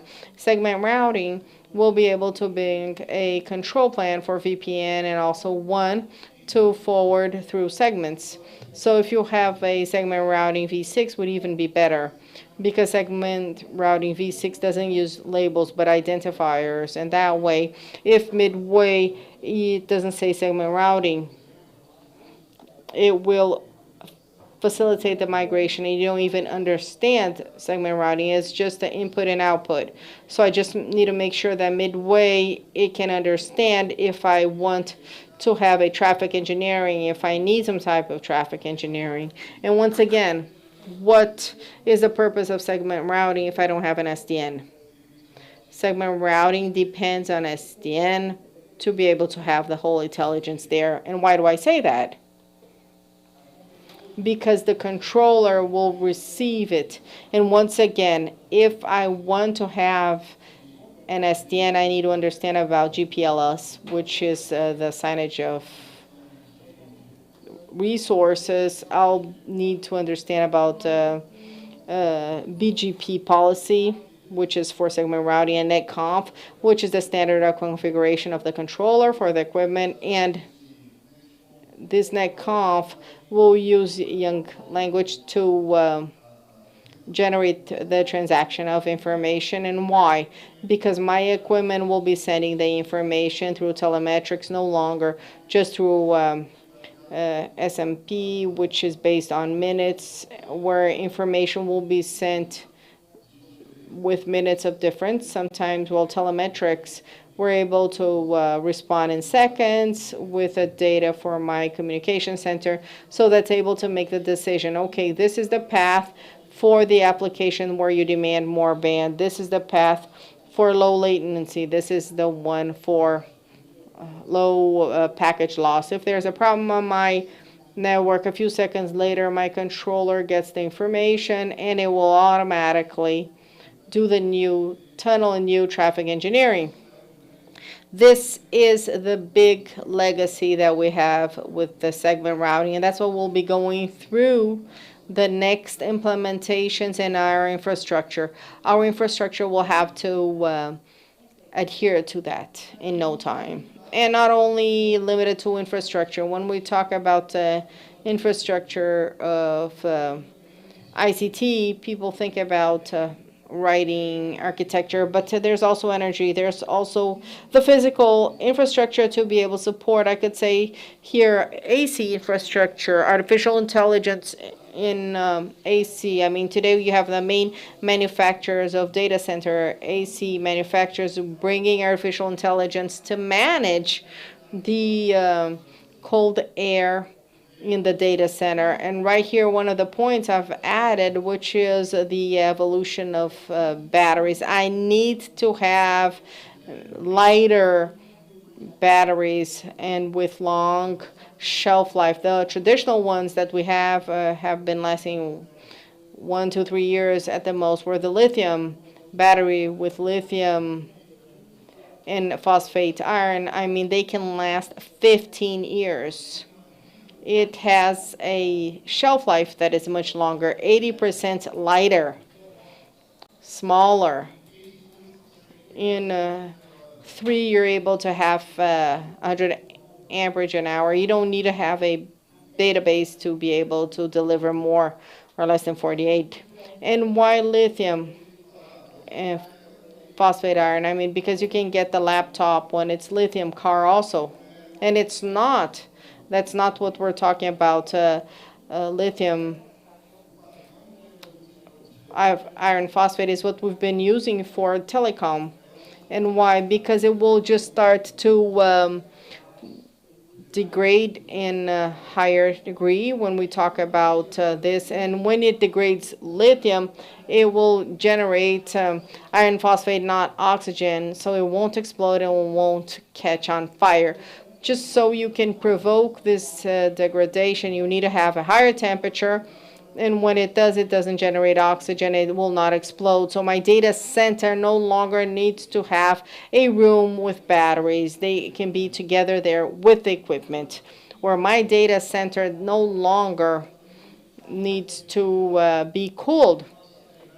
Because since it just degrades in 180 degrees, I mean, you don't have a problem if the battery room heats up and it will lose performance, as we have with the former one, with the steel plumbum one, where you don't have this type of loss. So this is what we see, and we have seen in terms of energy. Here we see the evolution of UPS. In 2005, for 100 kVA, we would use 45U of a data center. Here you see the evolution. In 2019, we could deliver 3U for the same 100 kVA. So why did we have to go through this evolution? If we look at the processing technologies, the smaller the processor, the higher its power consumption. So processing evolution is requiring increasingly more power. And if we didn't evolve the UPSs, we would not have room to store all the power system for our data centers. And something else, remember I told you that ACs are using AI? The UPSs as well, they have AI support. Over 80% of critical UPS failures are because of the capacitor and the fans. And these are failures that you can only identify post-incident. Visually, you cannot detect that. But AI can bring us that 3 months in advance when a capacitor is going to fail. So even if visually you won't be able to see it, AI will detect that, reducing by 80% critical failures in UPS of data centers. And obviously, if I want to do edge computing, I need modular data centers because on average, to build a civil data center structure, it takes like 2.5 years. The project construction and implementation. And here we're talking about less than 3 years. We'll service 1.1 billion people in the world with 5G. So in a shorter time, I will have reached 1.1 billion people. I can no longer build data centers with the old structure. I must think about modular solutions. And I am sorry, this was the only slide where you see the manufacturer, because the purpose was to talk about the technology and not the manufacturer. But I ended up using this slide, these pictures, because they are the largest manufacturer of this kind of modular data center. But other manufacturers also deliver this technology. A 1U data center, I would have the lithium battery bench, the AC focused on it. I don't need to cool down the room. And in 45U, I have 27U for equipment and the entire power console embodied in that. So what's the advantage of such a data center? I can put it up in 1 hour. When it comes, I will plug it in into the room and it works. It's plug and play. The container data center. There are many manufacturers that deliver this. So I brought it down, unloaded from the truck, put it on a leveled or flat cement soil, connect the fiber optics, and it's ready. So we must think about this kind of solutions to meet the needs that 5G will bring. And last slide. I could not forget about my education background.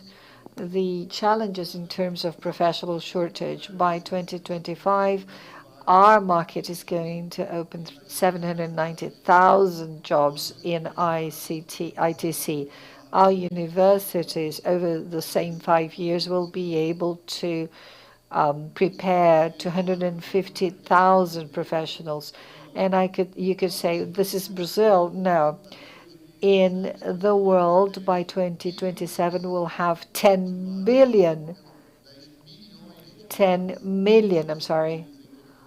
of technology slots that are not met. So we need to do something to improve the statistics. And this is the work that we must do at the base. But a caveat, I talk a lot about with university professors, and our youngsters are technology users, but they do not want to learn about technology. This is the great challenge that we've got. So this was my message. Thank you very much for your attention. I don't know whether we have time for questions. Do we have any questions for Poping? Our microphone is there at the center of the room. Feel free, please. There's a question online.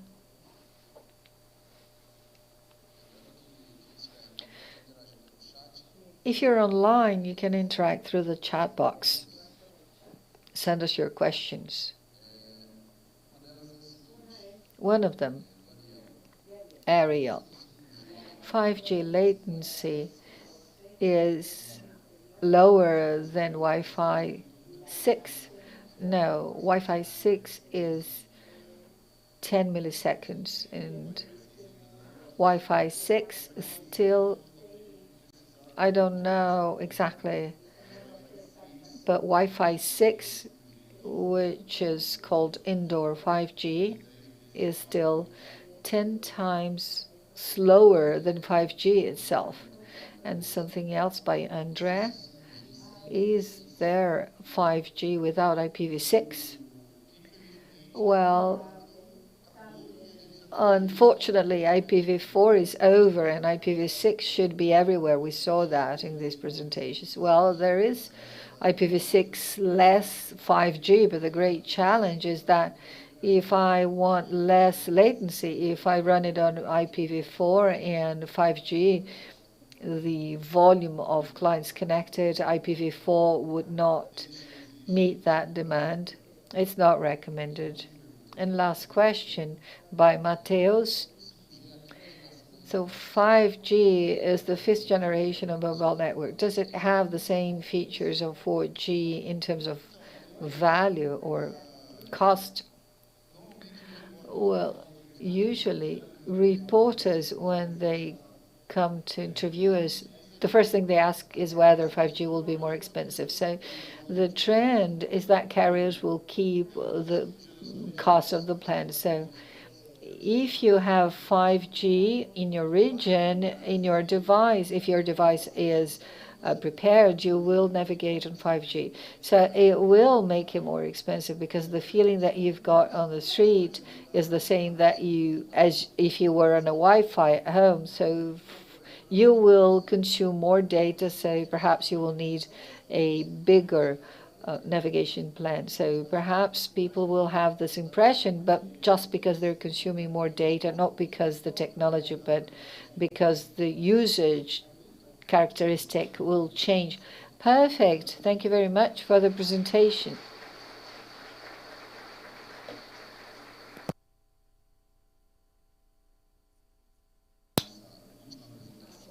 So this will be our last morning presentation.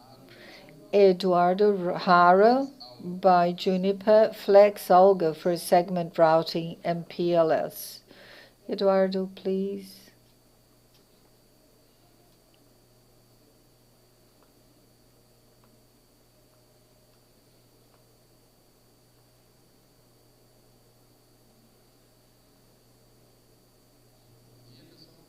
Good morning. Good afternoon, right?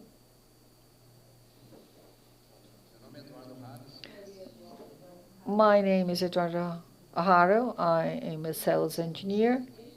And the material I brought you is an overview of the flexible algorithm, FlexAlgo. Many carriers are studying segment routing, and they have plans for you to migrate to segment routing. FlexAlgo is yet a new tool for you to implement traffic engineering in an easier way in segment routing.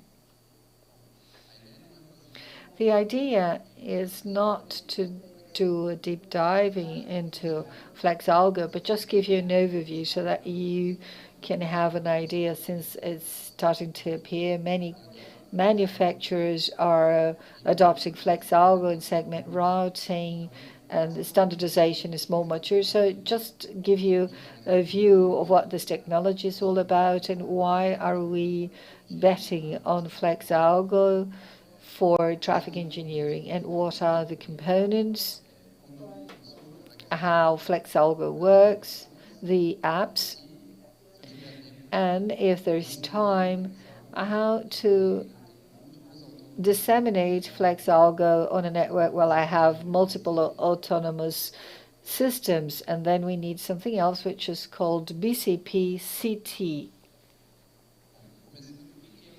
So what's FlexAlgo? Traditionally, we have IGP, and it computes best effort path based on IGP metric.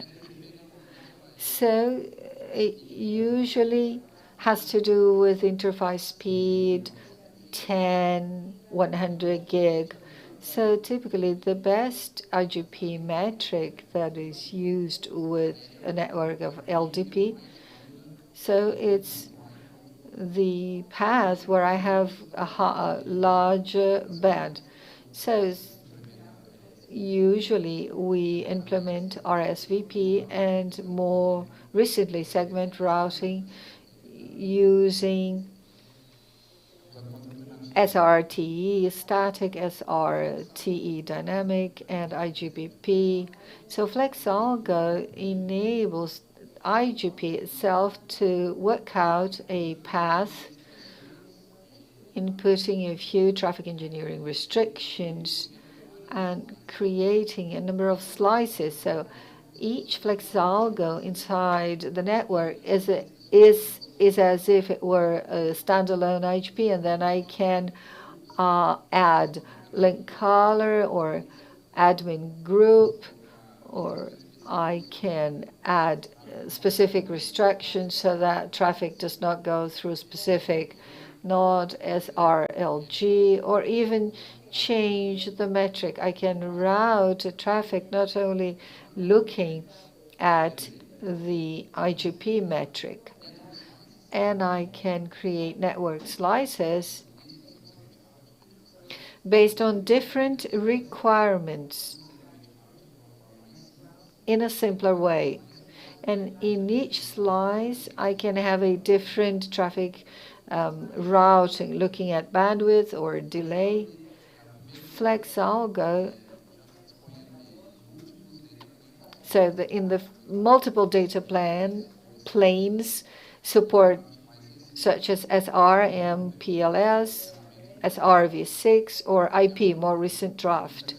And this is an initiative that has been standardized. It started in 2017 in the working group of IETF, LSR, and brought by Juniper, Cisco, and Thomson Reuters. And now we have this IP-focused technology. And why FlexAlgo? It's easier to implement lightweight traffic engineering in a scalable way. So no need of static configuration per LSP. Allows configuring traffic engineering using segment routing even without a network controller or a PCE controller. Strict traffic engineering constraints, such as avoid specific nodes or links. And something very interesting, it uses ECMP, that is load balancing, and TILFA, backup path, per FlexAlgo, honoring all the constraints. And this is very complicated, but it's easier. Only uses IGP, ISIS, or OSPF. No need of RSVP or LDP. So you can run OSPV and FlexAlgo at the same time. And interesting, I can use a single label to create traffic engineering paths. Helps label stack depth issue. So typically, I needed a number of labels to the node to force a certain path. And now in FlexAlgo, I use a single label, which is the typology of IGP has been restricted for that path. And this is a technology that is maturing. Interop with multiple vendors was shown at several events last year, EANTC, and I include Juniper, and vendors in Brazil have tested their equipment and their segment routing technologies, and among them FlexAlgo. So it's something that is not just Juniper, others are adopting it, so we'll have an interoperability ecosystem. And FlexAlgo is not the only way to do traffic engineering with segment routing. There are other technologies. Each one has their advantage or disadvantage. So you can send, you have a static SR or dynamic SR. What are the applications for segment routing with FlexAlgo? Routing plane separation, that is, a carrier needs two routing planes and independently. So I send the traffic to that application for two through two routing planes, and if there's a failure, one of them will have to drop and the other one will follow. So this is an application that we see in the financial industry. Another interesting application is when you have a merge of two companies and you start to merge the operations, but you would like that some apps remained isolated. So that app that was that belonged to carrier A will continue accessing the resources of carrier A, and so the same for B. So you have also low latency or high bandwidth routing paths, and there's a slide I'm going to go into detail about that. Path diversity. This is interesting. From point A to point B, I want part of my application to be able to go through tunnel number 1 and part of the application tunnel number 2. And these tunnels, LSP, should go through different nodes to increase resilience. And as I saw in certain previous presentations, network slicing, this has been a hot topic with the arrival of 5G and IoT. You can have network slicing in transport networks for new emerging use cases. So FlexAlgo, what are the components? There are two major components. Flexible algorithm definition.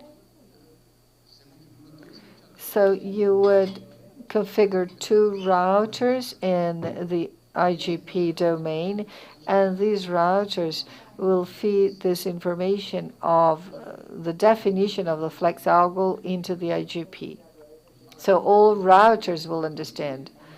And then you will have the kind of metric that is used, the calculations, the restrictions, so it won't accept red or blue links.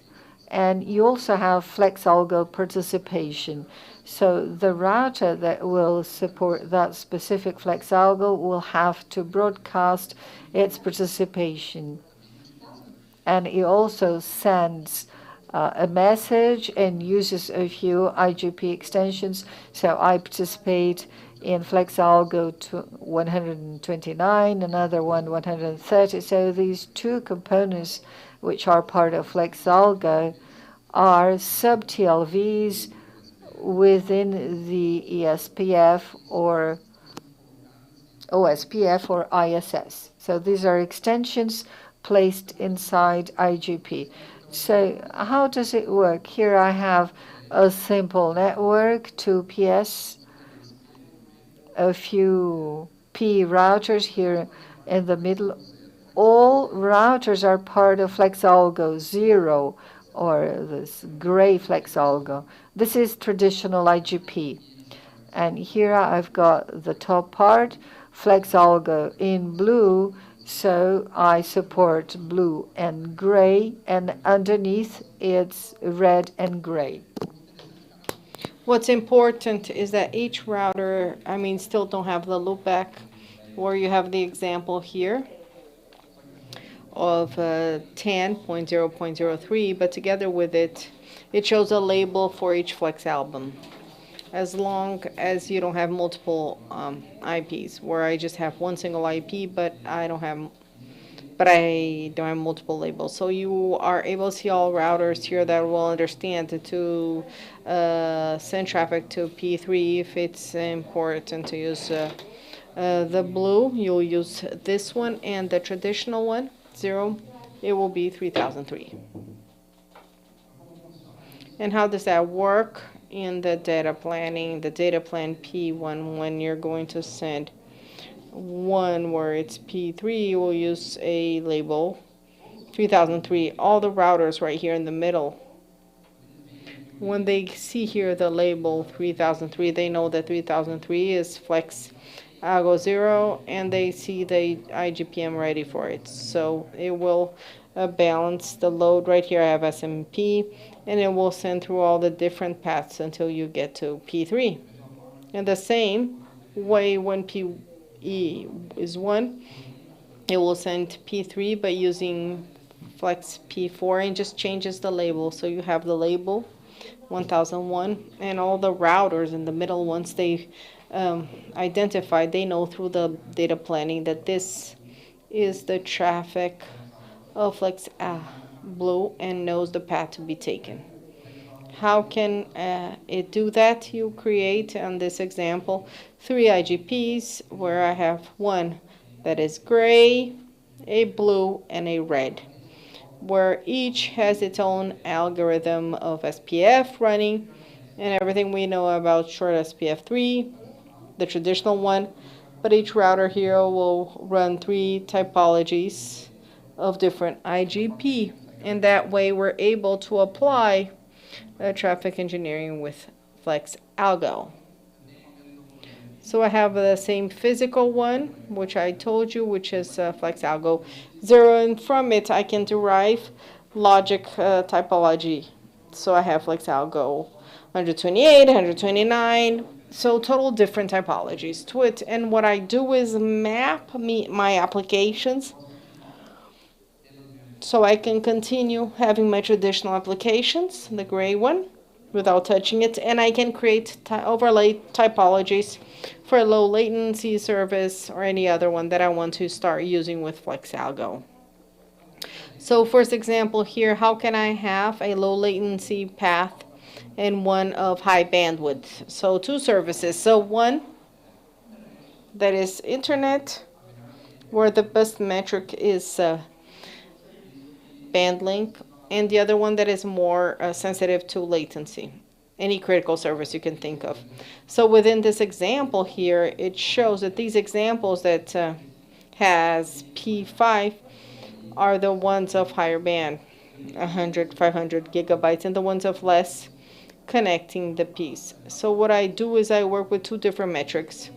So in my example here, I have IGP in blue and another metric in orange, that I can use a delay metric or a TE metric. And then I have 2 flex algo in each definition. So how will we have that? My internet traffic will end up using my links here of high bandwidth, because the blue one here will take me there. P1, P3, PE3. Well, with the other flex algo, which is the orange one, very sensitive to delay, we'll use the orange one. I mean, that's important for this traffic. So there's no restriction of link here, so if there's anything here, I mean, my sensitive traffic here, it can be redirected. So that way I can use it, I mean, where I can use. And another one is diversity of paths. So here, a very simple example with 4 routers where I have 2 links with red color and 2 in blue. And then I want a red flex algo where I want to just use the red link. And there is a flaw. There will be a traffic dropped. And then I have another one which is blue, that will just be using the flu R1, R3, or 4, and no other possibility. And then I have flex algos that I want to have a failover, orange or red. How do I do this? I can play with the metrics. Well, for R1 with orange, it will go up through R2, R4, and the yellow, it will be through R3. How can we translate that into flex algo? I play with the metrics again, where in this example I have 2 metrics. So on this one I have R1, R2, R4 with the red ones, and then I have IGP 200, which is a bit more TE 400, and the blue I invert, it's 400 to 200. So that way I'm able to say flex algo red, I mean there's no fallback, so I exclude the blue ones. And with a blue one, I exclude the red ones, so there's no fallback. On the orange and red, include all. So I accept any color, but one I use as IGP metric and the other one TE. And then I'm able to play with the metrics of IGP, and TE, and I can force the traffic going this way or that way from the same point of start and the same destination. So now we've created the SPs. I have already many flex algo. How can I map this? How can I have my service working here? At the end of the day, IP is the same. I have here for PY, but I have different SLPs for traffic to get to it. How am I going to do that? Using color community. Color community is a extended community as any other that we are familiar with, where when PEY in this case will send a prefix through IGP for PX, and then it will announce 10.1, 10.2, and they will associate a color community to it. In this case, color community 100, and for other prefix 200. And as a standard for Juniper, but for other manufacturers, I'm sure it's something similar. When you create a flex album, it will establish and it will associate to a color. And what is the color of that flex algo? It's flex algo ID.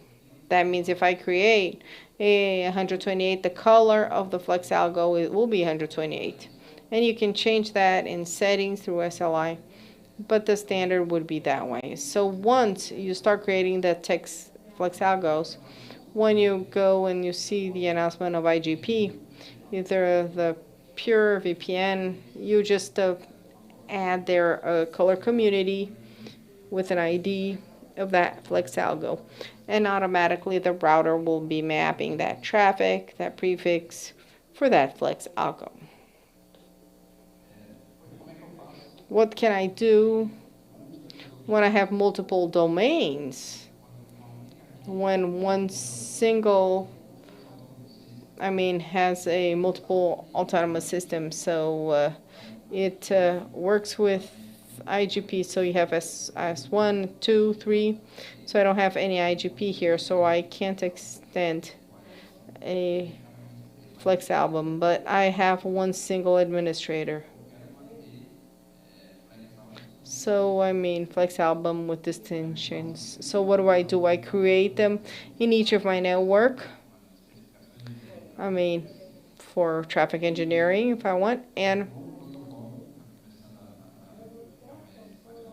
so the one that becomes more famous, BGPLU. So now, and usually we have, thinking about it, to really be able to establish SLPs end-to-end. BGP is, CT is an extension of GPL, so you don't have only the prefix, but you also send the color information of that prefix. And for each domain, you'll have that configuration where you will have one specifically controlling all of them. So I know for each that I have here, there will be a suitable policy to it. So if I have the red one here, which is routing based on latency, it must be equal to all of them here, and the prefix will be going from one to another using BGP 70. So when I have an intra-domain network, I'm able to work just with color community. I bring the community of color to my BGP, and then we have this working. And when we need to extend this among the different domains with the different SCNs, then I start working with BGPCT. And in a nutshell, what is the whole idea of flex algo? As you could quickly tell, and the idea wasn't any deep dive, but an overview, so you could grasp the whole idea of flex algo, which is a network tool that we have where you can apply traffic engineering for a network with the routing segment and segment routing, you don't have the whole array that you have with traffic engineering as you already have today, but many times is what you need, and it will work for many of the providers. So it reduces complexity. Once you're able to get the configuration set, all the tunnels from end to end will be established. So you do not need to do the configuration with FlexAlgo, RSVP, full mesh, end to end to every router. Once you add another router, you need to reconfigure the whole network. FlexAlgo does not demand that, because once you do Fórum, it has already established all the LSP, and you can have that also in a moment that it will work with LSP and SRT. What's important is an extension of GP, so there are additional ones for SPF and STS, so we know that it's a router that will participate and must give the support to FlexAlgo to give the standards, and all that will be drawn, and a summary on that and the main benefits of FlexAlgo. Well, we have a segment routing with one single label. That's interesting, because there are some routers in the network that are a bit older and can't manage a very big pile of labels. So this becomes interesting. And also we have MTUs. The more labor you have, the less space I have within my link, because I'm fitting it in with headers, and I don't need to use a TE policy on a controller to have a level of traffic engineering to have network slicing. So I'm able to create quickly network slicing without having a PS control or anything of the sort. And I have great scalability in terms of what I've already mentioned. I'll be able to create a flex album, and operational simplicity, where it's a protocol that is simpler from a standpoint of operations, configuration, troubleshooting, so on and so forth, and also when it comes to the equipment itself and the need for resource. So different from our SVP, where each router in the traffic needs to have the status and to take care of it, and you need to go through all the process, while here it's a bit simpler. And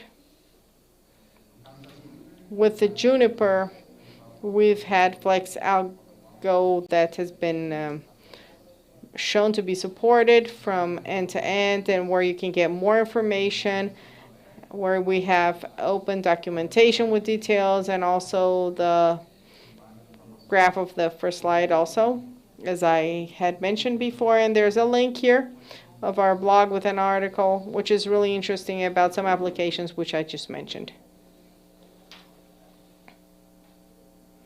Well, that's what I had from my side. Thank you. Any question? We have time for question before lunchtime. Thank you, Eduardo.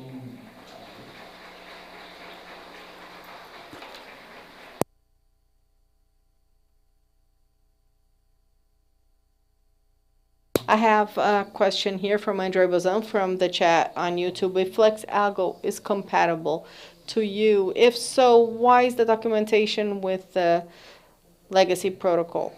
FlexAlgo, it has control planning and data planning.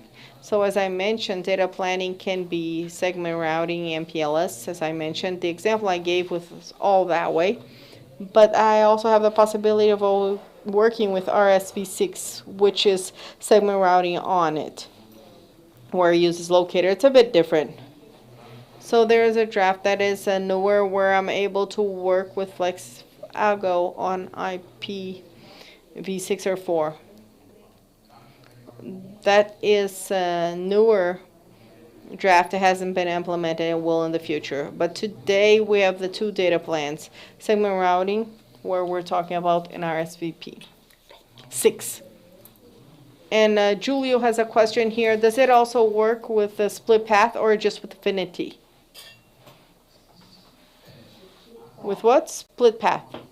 Or just with affinity? Well, if you force with affinity, yes, you can definitely. With the FlexAlgo definition, you can have the admin group for that Flex album. when it comes to the air, I mean, it works a bit different. So to work and force the path with a certain node, you need to limit the GP. So for each flex algo you create, the router will read the restrictions of link group, of any restriction, and it will remove the nodes of the routers within the topology and will run that again to be able to find that destination. And if you don't want to have SMP and you want to force a path, you need to have the removal of those routers and force that it can go to a specific path. That's why SMP, I mean, in balancing load, it will limit the IGP topology and making the application just run through that path. Great. And one last question. Let's have a microphone there, please. Congratulations for your presentation. 2 points I've just jotted down. How is the interoperability with Cisco, Howie, and Juniper? That's my first one. If it's fully operating. And the second, I mean, I was very interested in IGPCT in multi-domain, but CL2 service. Do you have these cases? I mean, do you have that type of situation? Interoperability, yes, we have. These 3 vendors you mentioned, they participated on it. And the tests are public, I think. You can get through the website itself, which is the 2021 from last year. So many tests there, segment routing, VPN, FlexAlgo 2, where you can detail all the manufacturers and the models of routers that were placed there and how the test was done. Like saying this one here, this model didn't work, or this has already worked. So you have there all the results. So it's a, third party one. So what is it called? Let me go back to it right here. EANCT, that's what it is. No, EANCT, that's what it is, sorry. Right here, ENTC.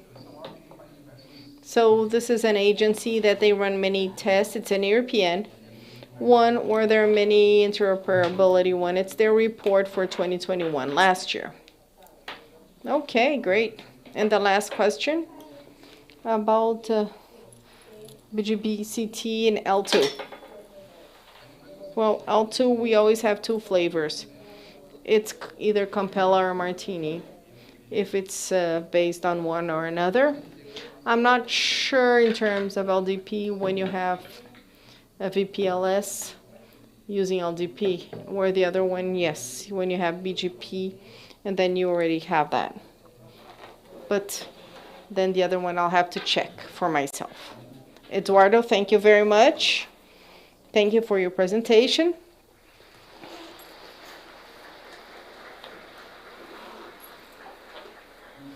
So we're just done with our morning session. We'll be back at 2:10 after lunch. Thank you.